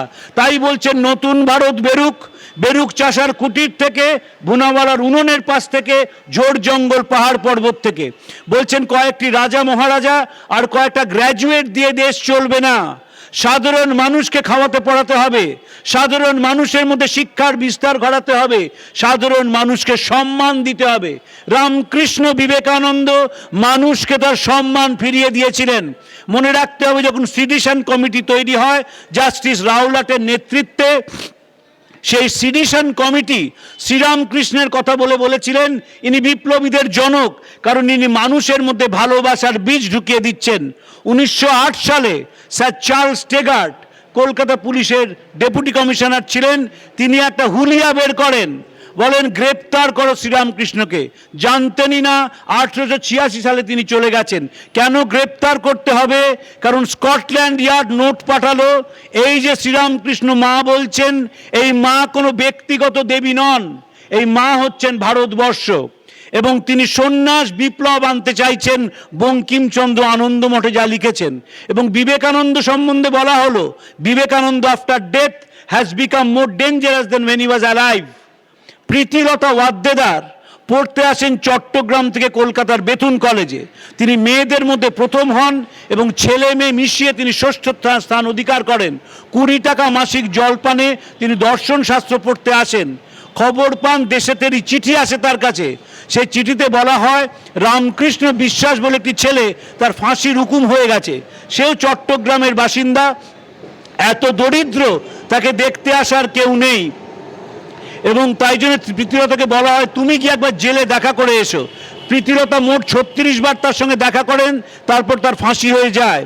যখন প্রথম দিন গিয়েছিলেন, গলায় একটা ব্রোচ পড়া ছিল শাড়িতে, তাতে স্বামীজির মুখ। লিখছেন রামকৃষ্ণ, সব সময় মনে রাখবে বিবেকানন্দ হচ্ছেন ভারতের স্পিরিচুয়াল অ্যান্ড পলিটিক্যাল লিডার। কেমন রাজনীতি তিনি চেয়েছেন? বলা হয়েছিল কংগ্রেসে যোগদান না কেন? স্বামীজি বলেন যোগ দিলেই স্বাধীনতা আসবে, কিন্তু তোরা কি রাখতে পারবি? আগে রাজনৈতিক মতবাদের থেকে দেশটাকে আধ্যাত্মিক মতবাদে ভরিয়ে দাও। Before giving any political ideas, first deluge the land with spiritual ideas. আগে দেশের মানুষ আরেকটি মানুষের কথা ভাবতে শিখুক, দেশের মানুষ আরেকটি মানুষ চোখের জল মোছাকে পবিত্র কর্তব্য বলে মনে করুক, তারপর রাজনীতি, তারপর স্বাধীনতা আসবে। যে স্বাধীনতা আমাদের এলো, সেই স্বাধীনতা রাজনৈতিক স্বাধীনতা। 76 বছর পরেও মানুষ খেতে পেল না। 76 বছর পরেও নারী পাচার একটা বিরাট সমস্যা। 76 বছর পরেও প্রতিদিন সমাজে নানা রকম অসামাজিক কাজ হয়ে চলেছে। তার কারণ আমরা কোনো স্তরে মানুষকে তার আসল দেবতাকে চেনাতে পারিনি। মনে করি যে কুম্ভ মেলায় স্নান মানে পুণ্য অর্জন, মনে করেছি তিরুপতিতে যাওয়া মানে পুণ্য অর্জন, মনে করেছি জগন্নাথকে দেখা মানে পুণ্য অর্জন। এই যে মানুষ সামনে দাঁড়িয়ে কাঁদছে, কথা স্তব্ধ হয়ে যাচ্ছে, গায়ে ধুলো জমেছে, কেউ সেদিকে তাকাই না। আমরা স্বামীজির কথা বলি, কজন আছেন রাস্তার পাগলকে জিজ্ঞেস করেছেন তুমি খেয়েছো কিনা, পাগলকে জিজ্ঞেস করেছেন তোমার জ্বর এসেছে কিনা, পাগলকে ওষুধখানায় নিয়ে গেছেন। মুখে বিবেকানন্দ বললে হবে না, বিবেকানন্দকে ভেতরে বসাতে হবে এবং প্রত্যেক দিন মানুষের চোখের জল মোছানোর মধ্যে দিয়ে বিবেকানন্দের পুজো করতে হবে। যদি মনে করেন সামনে গঙ্গা দুধ দেবেন, যদি মনে করেন বলরামের একটা মিষ্টি দেবেন এবং স্বামীজির আশীর্বাদ পাবেন, আপনারা মূর্খের স্বর্গে বাস করছেন। বিবেকানন্দকে ভালোবাসতে গেলে জন অরণ্যে হারিয়ে যেতে হবে এবং সেইখানে একটি মানুষকে নিজের অহংকার ত্যাগ করে, বিদ্যার অহংকার, পারিবারিক অহংকার, রূপের অহংকার, গুণের অহংকার সব ত্যাগ করে সেই মানুষটিকে তার দৃষ্টিভঙ্গি থেকে দেখতে হবে। প্রতি স্তরে তাকে বোঝাতে হবে তোমার বাঁচার অধিকার আছে, তোমার মধ্যেই অনন্ত শক্তি। শিষ্য শরৎচন্দ্র চক্রবর্তীকে স্বামীজি বলেছিলেন, যদি বেদান্তে বিশ্বাস করিস মানুষের কাছে যা, তাকে বল তোর মধ্যেই সব শক্তি। যখন আমরা দেখি যে কলকাতা শহরে এখনো অনেক বস্তি বাড়ি আছে, যখন আমরা দেখি প্রতিদিন কলকাতা শহরে কত দরিদ্র মানুষ ঘুরে বেড়ায়, তখন বারবার মনে হয় স্বামীজির কথা। স্বামীজি হরিদাস বিহারী দাস দেশাইকে চিঠি লিখেছিলেন 1895 সালে ইংল্যান্ড থেকে। So long millions live in hunger and ignorance, I hold every educated Indian a traitor who, having been educated, nursed into luxury by the heart's blood of the downtrodden, thousands of toiling poor, never even pays the least heed to them. আমি বিশ্বাসঘাতক বলে মনে করি যারা সাধারণ মানুষের পয়সায় পড়াশোনা শিখে তাদের দিকে ফিরেও তাকায় না। আমরা মাসান্তে ডিএর হিসেব করি, কিন্তু কখনো ভাবি না, মাস্টার মশাইরা ভাবেন না আমার ছাত্র নারায়ণ, ডাক্তারবাবু ভাবেন না আমার রোগী নারায়ণ। কিছুদিন আগে আমি আরজিকর মেডিকেল কলেজে গিয়েছিলাম আমার নিজের কাজের জন্যে। একটি বাচ্চা এসেছিল, সে সম্পূর্ণ পুড়ে যায়, তারপর দেহে প্লাস্টিক সার্জারি হয়, একটা জায়গাতে একটু পুঁজ পড়ছে, তার বাবা মা দেখলেই বুঝবেন দরিদ্র পরিবারের, তারা হুইল চেয়ার ঠেলে বাচ্চাটিকে ভেতরে ঢোকাচ্ছে। যখন ঢোকাতে গেছে, হুইল চেয়ার তো সামনে করে ঢোকাতে নেই, পিছন করে ঢোকাতে হয়, বাবা মা পারেননি। ভিতর থেকে ডাক্তারবাবু বলছেন যে তাড়াতাড়ি করুন, না হলে দেখবই না রুগীকে। এই বোধ কেন আসে? কারণ কোন স্তরে মনের শিক্ষা দেওয়া হয় না। আমরা যখন স্কুল কলেজে পড়ি, ভালো স্কুল কলেজে বাবা মা ঢুকিয়ে দেন, তাদের একবারও সাধারণ মানুষের সঙ্গে যোগ করা হয় না। যেহেতু সাধারণ মানুষের স্থান তার মনে নেই, তাই শিক্ষাটাকে সে নিজের জন্য ব্যবহার করে, বড় চাকরি করে, উচ্চ বাড়িতে থাকে, কিন্তু প্রত্যেক ক্রিয়ার একটা প্রতিক্রিয়া আছে। দেখবেন যতই ওপরে থাকুক, যতই উপার্জন করুক, তার মুখে কোনো হাসি নেই। বিবেকানন্দকে গ্রহণ করার প্রথম লক্ষণ হচ্ছে সে মানুষ হাসতে জানবে, সে মানুষ ভালোবাসতে জানবে, সে মানুষ গ্রহণ করতে জানবে। আমি যদি রামগরুরের ছানা হয়ে ঘুরে বেড়াই, আমি আধ্যাত্মিক মানুষ নই। আধ্যাত্মিক মানুষ রামগরুরের ছানা হতে, কারণ বিশ্ব জগৎকে সে আত্মীয় হিসেবে গ্রহণ করেছে। যে মানুষ বিশ্ব জগৎকে আত্মীয় হিসেবে গ্রহণ করে, সে মানুষ গোটা পৃথিবীর আত্মীয়।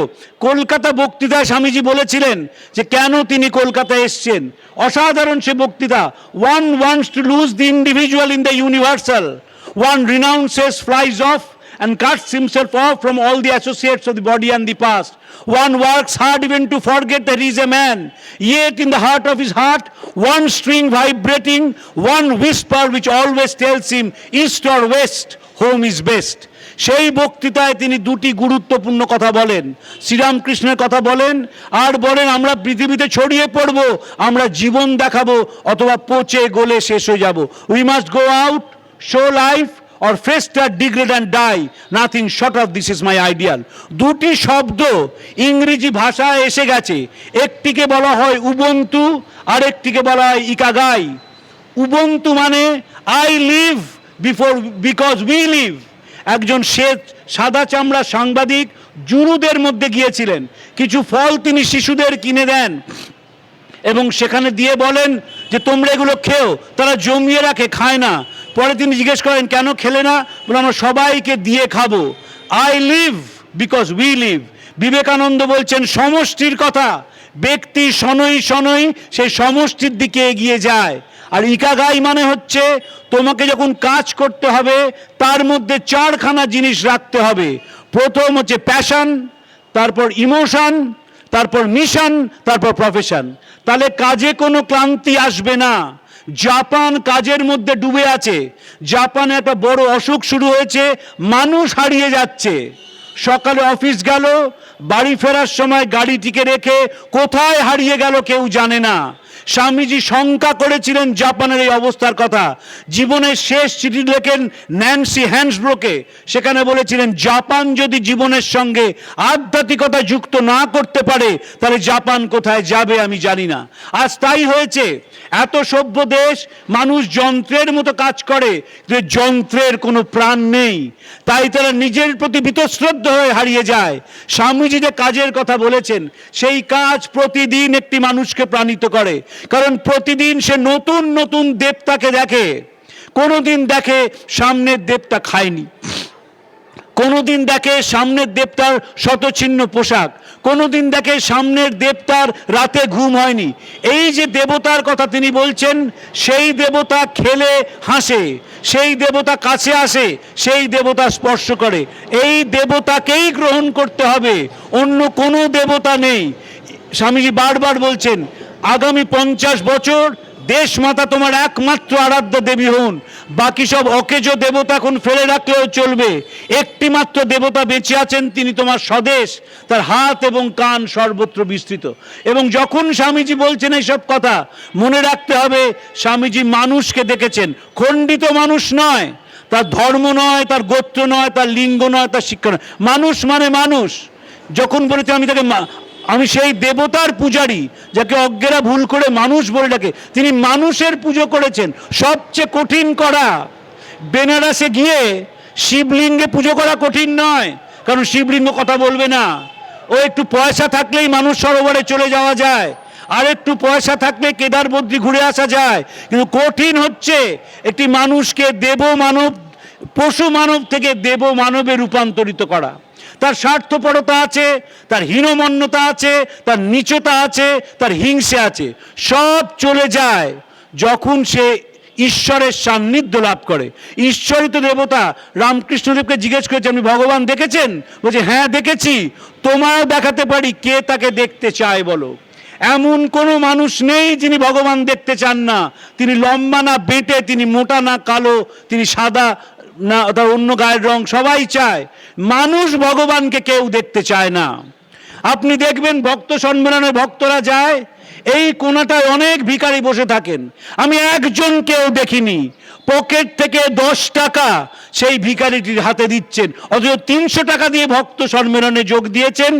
সারাদিন স্বামীজির কথা শুনেছেন, বারবার চোখ দিয়ে জল পড়েছে, রাস্তায় এসে সেটা ভুলে গেছেন। সেই হরিমতির শাশুড়ির অবস্থা, হরিমতিকে গিয়েছিলেন তিনি ভাগবত সভায়, তারপর বাড়িতে ফিরে এসে এখন রাত্রিবেলায় সে বেড়াল তার দুধ খেয়ে যায়।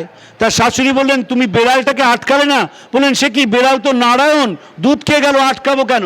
তখন হরিমতির শাশুড়ি বলেছিলেন, সব ভালো কথা শুনবে, কিন্তু চৌকাঠের বাইরে আনবে না।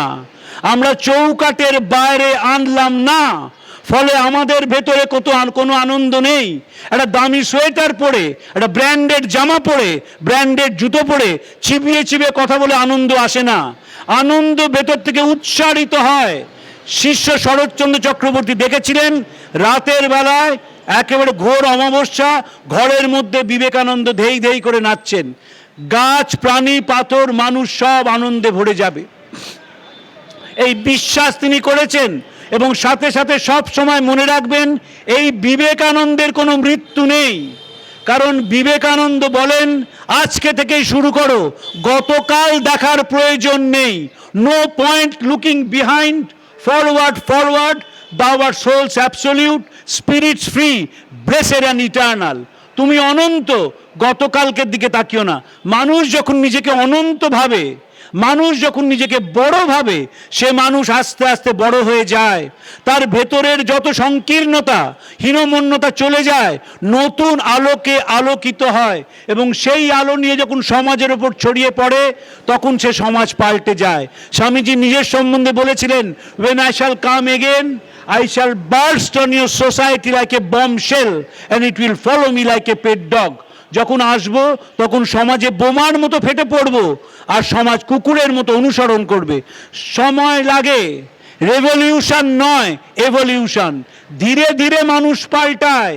প্রতিদিন তরুণ তরুণীদের মধ্যে নতুন নতুন ভাব দেখি, প্রতিদিন তরুণ তরুণীদের মধ্যে ভালোবাসার ছোঁয়া অনুভব করি।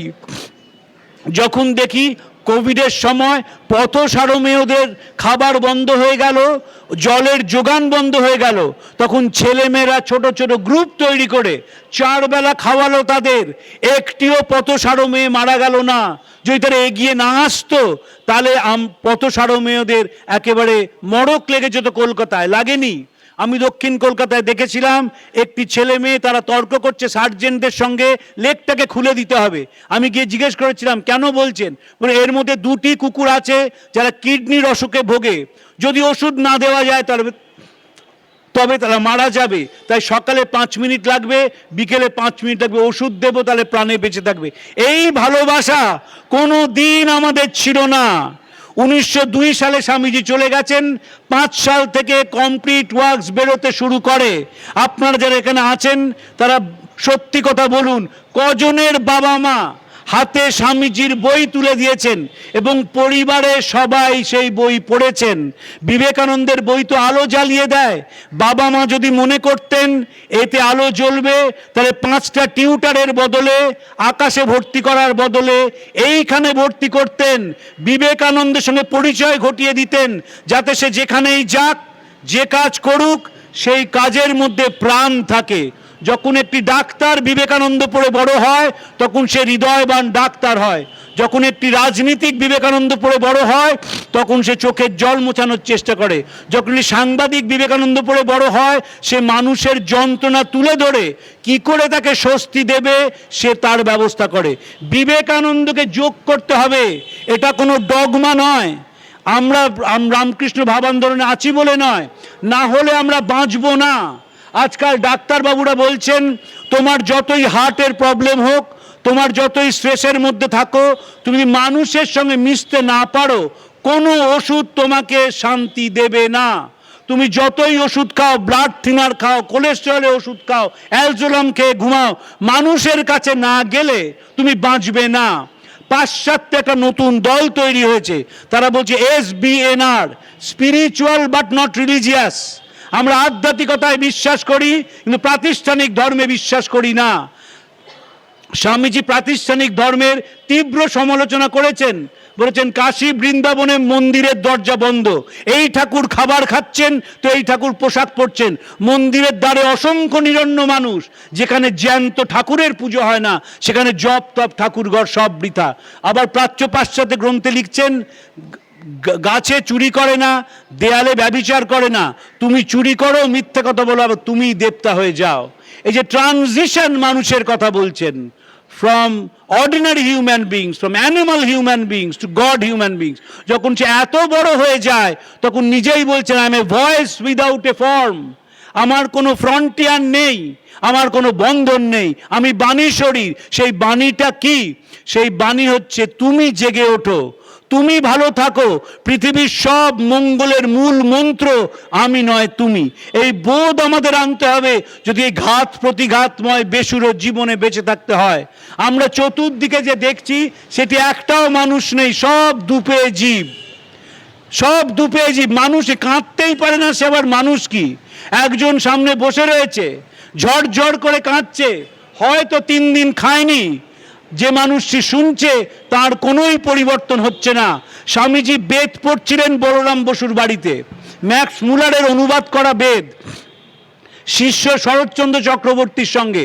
সেখানে গিরিশ ঘোষ এসেছেন। গিরিশ ঘোষ এসে প্রশ্ন করছেন, আগে যে বাড়িতে 20টা পাতা পড়তো সেই বাড়ির গৃহিণী অভুক্ত আছেন, সেই একটি শিশুকে সবাই ঠকিয়ে খেয়েছে, বিধবাকে গুন্ডারা অত্যাচার করেছে, তোমার বেদে কি এর সমাধান আছে বলো। স্বামীজি স্থান ত্যাগ করে চলে গেলেন। শিষ্য শরৎচন্দ্র চক্রবর্তী গিরিশচন্দ্র বলছেন, বাঙাল তোর গুরুকে কেন মানি জানিস? এই মহাপ্রাণতার জন্যে মানি। এই যেই যন্ত্রণার কথা শুনলো, কাঁদতে কাঁদতে চলে গেল। ফিরে এসে বললেন এদের জন্য কিছু ব্যবস্থা করতে হবে, ভাবতে হবে মানুষের জন্যে। কলকাতার প্রথম চিঠি এলো গুরু ভাইদের, একটা বড় চালা চাই।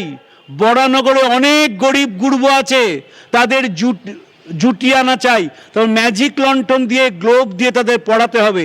পুঁথি পাত্রার কাজ নয়, যদি পারো তবে বুঝবো তোমরা মরদ, আমার কাজে আসবে।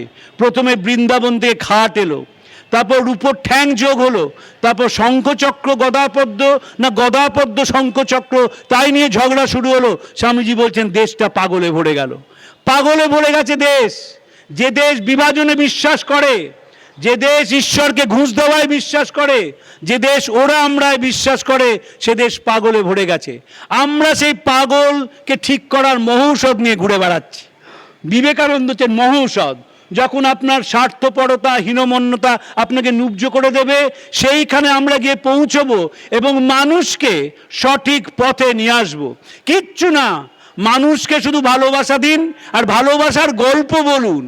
বলুন কিভাবে একটি মানুষ সে সাধারণ অবস্থা থেকে অসাধারণ হয়ে উঠল।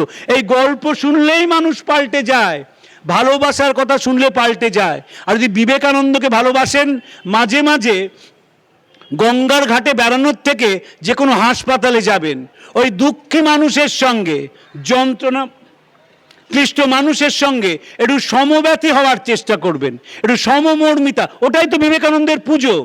যে পুজো ইনভেস্টমেন্ট হচ্ছে আনকন্ডিশনাল লাভ, তাতে তো সহজ জিনিস কিছু নেই। আপনাকে বিরাট কিছু করতে হবে না, অনাথ আশ্রম বানাতে হবে না, হাসপাতাল তৈরি করতে হবে না, শুধুমাত্র চোখের জল দিয়ে মানুষের যন্ত্রণার সঙ্গে সমব্যথী হওয়া, শুধুমাত্র কষ্টের যে রয়েছে তার সঙ্গে নিজেকে সংযুক্ত করা, এবং সেইভাবে আমরা নিজের জীবনকে পাল্টে ফেলতে পারি।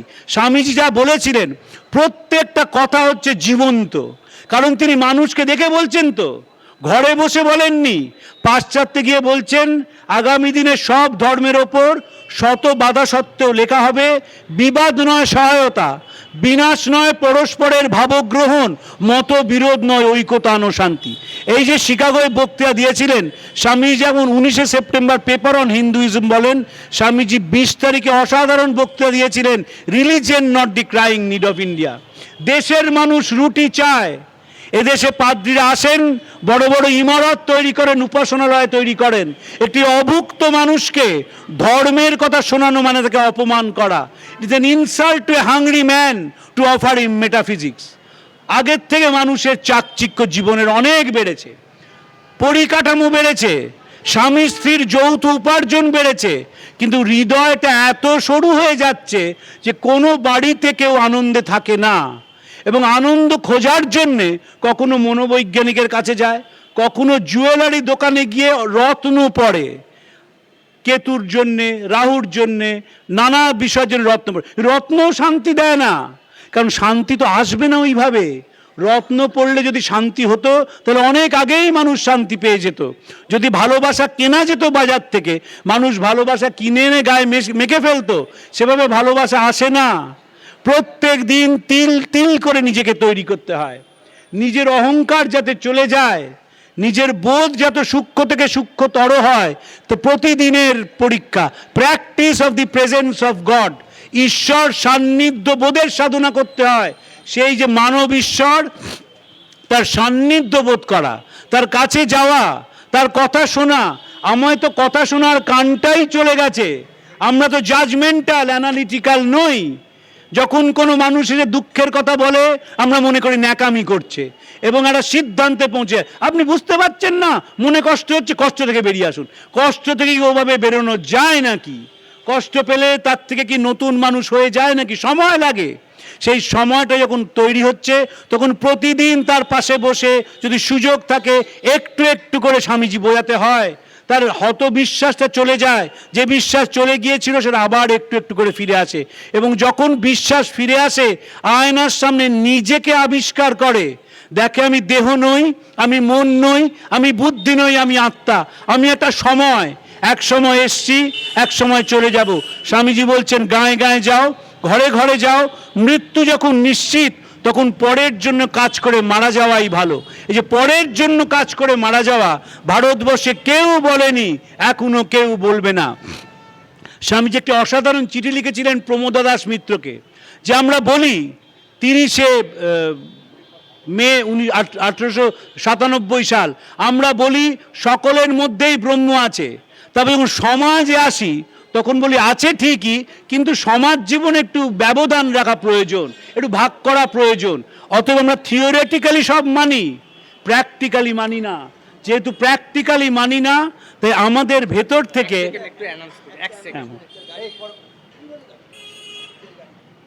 আচ্ছা, ওখানে সামনে 70 কোথায় 7273 গাড়িটা সামনে রয়েছে, ওই গেটের সামনে দয়া করে একটু সরাতে হবে। প্রসেশন আর এসে গেছে, আমাদের এই মানিকতলার সামনে এসে গেছে। একটু দয়া করে যার গাড়ি আছে 7273 গাড়িটা দয়া করে সরান।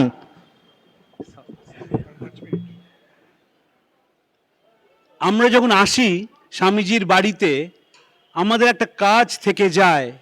সেই কাজটি হচ্ছে একেবারে নীরবে স্বামীজির জন্য চোখের জল ফেলা। নিবেদিতা মারা যাওয়ার 2 মাস আগে চিঠি লিখলেন, স্বামীজি কেমন আছেন? স্বামীজি উত্তর দিলেন, এত কাজ করতে হয় যে বুঝতে পারি না কেমন আছি, আর বুঝতেই যখন পারি না তখন ধরে নিতে হবে আমি ভালো আছি। ডায়াবেটিসের 2টো কিডনি নষ্ট হয়ে গেছে, 2বার হার্ট অ্যাটাক হয়েছে, পাটা ফুলছে, একটা চোখ চলে গেছে, বয়স মাত্র 39, বলছেন এত কাজ করতে হয়, বুঝতে পারি না আমি কেমন আছি। আর বুঝতেই যখন পারি না তখন বুঝতে হবে আমি ভালো আছি।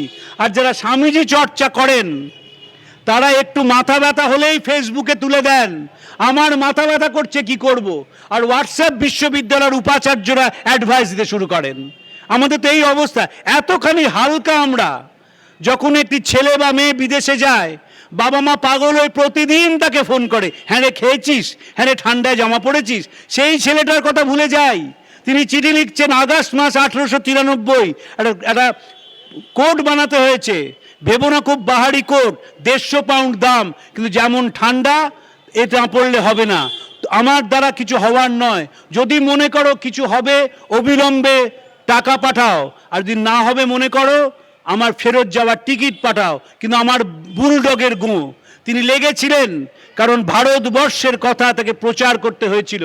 তিনি ছাড়া কেউ প্রচার করতে পারতেন না ভারতবর্ষের দর্শন, ভারতবর্ষের ইতিহাস, ভারতবর্ষের জীবন তিনি প্রচার করেছিলেন বিদেশে। এবং সেই প্রচারে বলেছিলেন, আমি এমন একটা ধর্ম থেকে আসছি যেখানে বহির্ভূত কথাটি অনুবাদযোগ্য নয়। আজ অবধি কেউ বলতে পারেননি যে বহির্ভূত কথাটাই অনুবাদযোগ্য নয়। কিসের বহির্ভূত, কে বাইরে, সবাই আমাদের ভেতরে, এমনভাবে ভেতরে আমরা তাই নিয়ে জন্মেছি।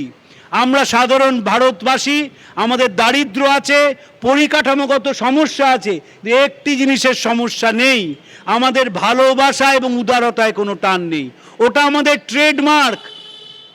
যদি আমরা ভালোবাসা ছেড়ে দিই, যদি আমরা উদারতা ছেড়ে দিই, আমরা যদি পরনুকরণে ডুবে যাই, আমরা দেখব আমরা শূন্যে লীন হয়ে যাব। আর যদি ভালোবাসাকে নিয়ে, সেবাকে নিয়ে, শ্রদ্ধাকে নিয়ে বেঁচে থাকি, এই দেশকে কেউ শেষ করতে পারবে না। স্বামীজির জন্ম শতবর্ষে একটি লেখা বেরিয়েছিল, গোলপার্ক থেকে একটি বই বেরোয়, বিবেকানন্দ সেন্টিনারি মেমোরিয়াল ভলিউম। সেখানে একটি লেখা ছিল ডক্টর চেলিসেভের, Vivekananda humanist, patriot and democrat. তখন রাশিয়ায় প্রকাশ্যে ধর্মাচরণ নিষিদ্ধ। তো অপূর্ব সেই লেখা, সেই লেখাটি চেলিসেভ শেষ করছেন, যেটি একেবারে অভ্রান্ত সত্য কথা। Many years will pass, many generations will come and go, Vivekananda and his time will become distant past, but there will never be forget the memory of a man who all his life dreamed of a better future of his people and all mankind. Like a rocky cliff protecting a coastal valley from the effects of ill winds and waves, Vivekananda fought selflessly and relentlessly against the enemies of his motherland. যখন কোনো মানুষ ভারতবর্ষকে জড় সভ্যতায় রূপান্তরিত করার চেষ্টা করবে, যখন কোনো মানুষ ভারতবর্ষে বিভেদকামী শক্তিকে জাগিয়ে তুলবে, ঠিক সেইখানে বিবেকানন্দ হাজির হবেন এবং তার হৃদয়ের উষ্ণতা দিয়ে, তার কর্মক্ষমতা দিয়ে, তার সীমাহীন ভালোবাসা দিয়ে, তার নিরলস পরিশ্রম দিয়ে এমন একটি রাষ্ট্র তৈরি করবেন যে রাষ্ট্র গোটা পৃথিবীর সম্পদ। রুথ হ্যারিস তার বইতে বলছেন, গুরু to the world, Guru of the world নন, তিনি জগতের গুরু। যে গুরু মনের খবর দেন, মনটাকে বড় করার খবর দেন, শিক্ষা দেন কি করে মনকে বাড়াতে হবে, তিনিই তো জগতের গুরু। বিবেকানন্দ জগতের গুরু। এবং যত দিন যাচ্ছে মানুষের স্বামীজির প্রতি টান বাড়ছে, ছেলেমেয়েরা স্বামীজির বই পড়ছে, স্বামীজিকে বিশ্লেষণ করছে, গ্রহণ করছে এবং তার কিছু কাজ করে নিজেদের কৃতার্থ এবং ধন্য মনে করছে। আপনাদের নমস্কার জানিয়ে, পূজনীয় স্বামীজিদের প্রণাম জানিয়ে আমার বক্তব্য শেষ করছি।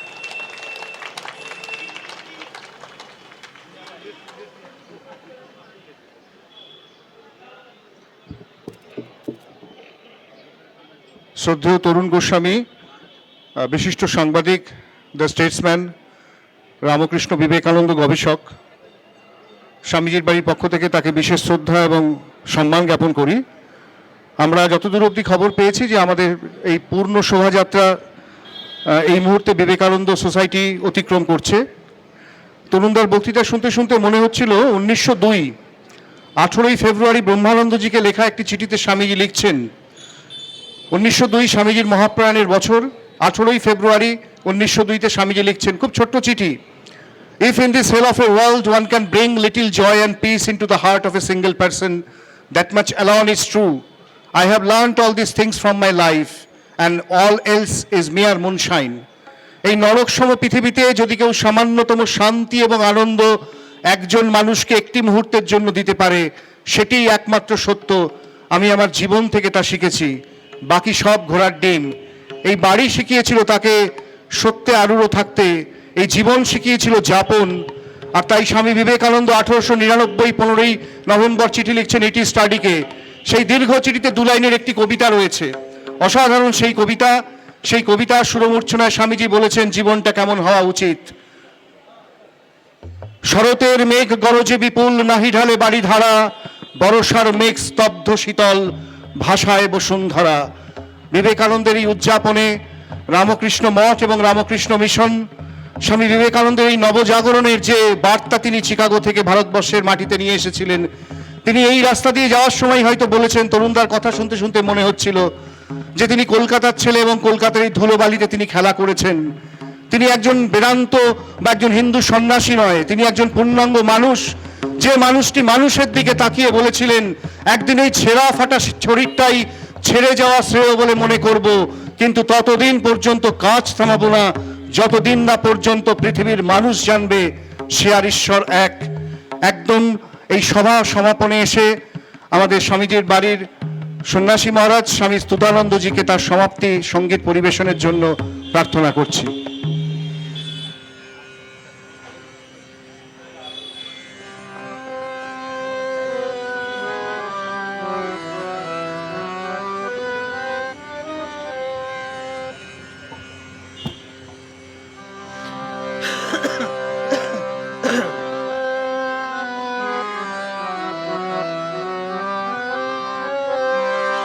কে বাজায় শিঙা ভৈরব রবে কাপাইয়া জলস্থান। কে বাজায় শিঙা ভৈরব রবে কাপাইয়া জলস্থান।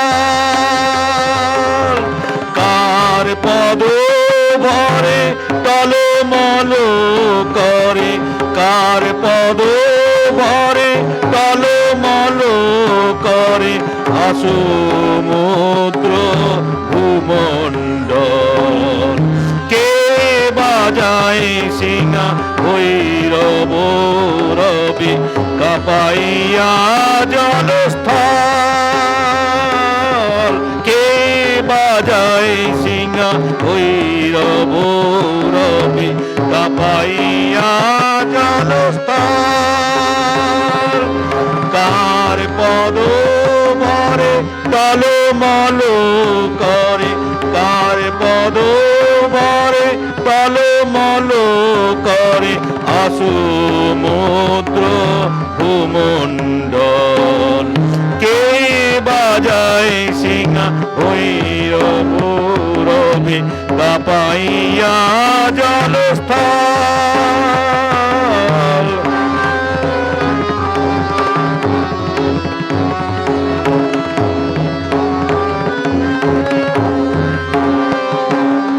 মরি অনুপম কি মুখ কান্তি, নিরমল তনু মূর্ত শান্তি। মরি অনুপম কি মুখ কান্তি, নিরমল তনু মূর্ত শান্তি। নাম নিলে যার ঘুচে অহংকার, নাম নিলে যার ঘুচে অহংকার।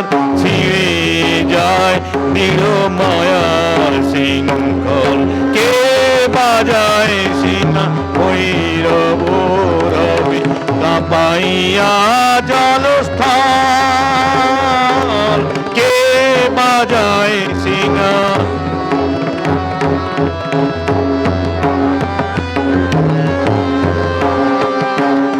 জ্ঞানী ছাদনে আদর্শ ভক্ত, শ্রীরাম কৃষ্ণ পদানুরক্ত। জ্ঞানী ছাদনে আদর্শ ভক্ত, শ্রীরাম কৃষ্ণ পদানুরক্ত। বিশ্ব বিশ্ববাসীরে করিতে মুক্ত, বিশ্ববাসীরে করিতে মুক্ত, বিশ্বনাথ গৃহ করে উজ্জ্বল, বিশ্ববাসীরে করিতে মুক্ত, বিশ্বনাথ গৃহ করে উজ্জ্বল। কে বাজায় সিংহা ভৈরব রবি কাপাইয়া জলস্থল, কে বাজায় সিংহা ভৈরব রবি কাপাইয়া জলস্থল। তার পদ ভরে টলমল করে, তার পদ ভরে টলমল করে সমুদ্র ভূমণ্ডল। কে বাজায় সিংহা ভৈরব রবি কাপাইয়া জলস্থল, কে বাজায় সিংহা ভৈরব রবি কাপাইয়া জলস্থল, কে বাজায় সিংহা ভৈরব রবি কাপাইয়া জলস্থল।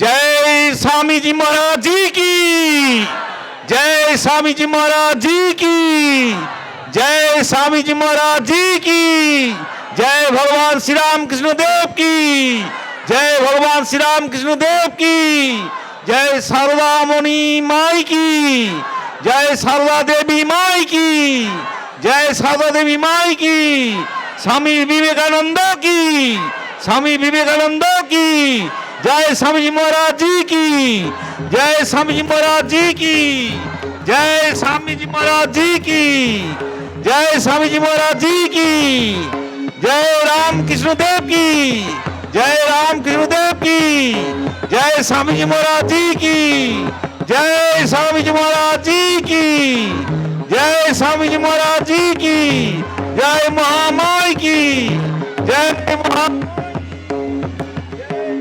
যা এটা বন্ধ হয়ে গেছে।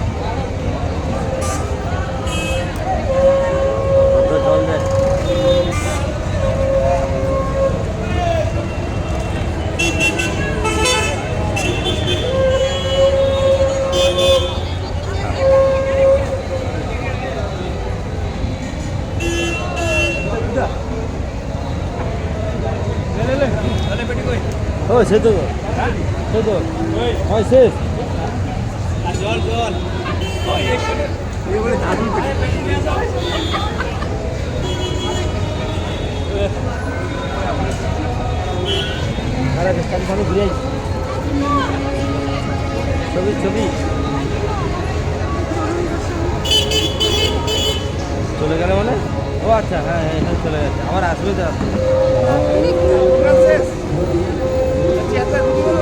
হ্যাঁ বুঝে দাও সে এখানে সে কিছু নেই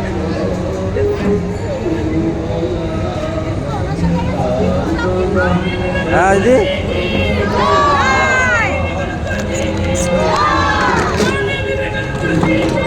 ধরো একটা আমি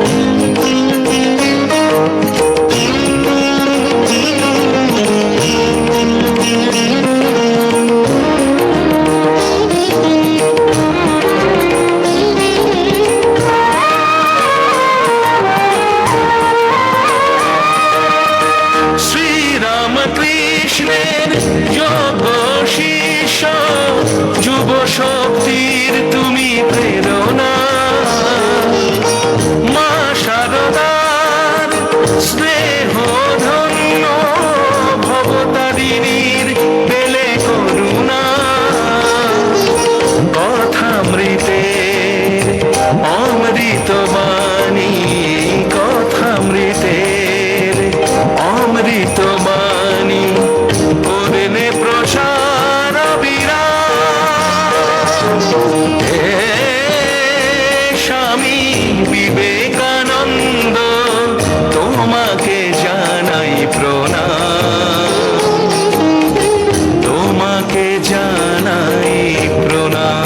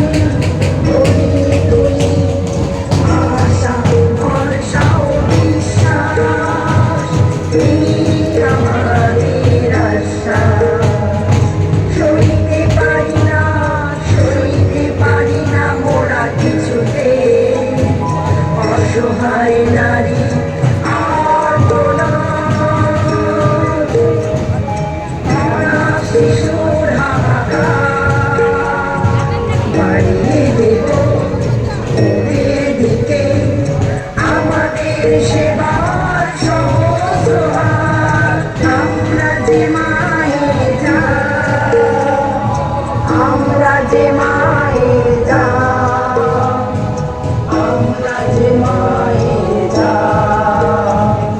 বিবেকানন্দ, বিবেকানন্দ, সেবার প্রতীক তুমি, প্রাণের দীপক তুমি, দেখালে পথের দিশা,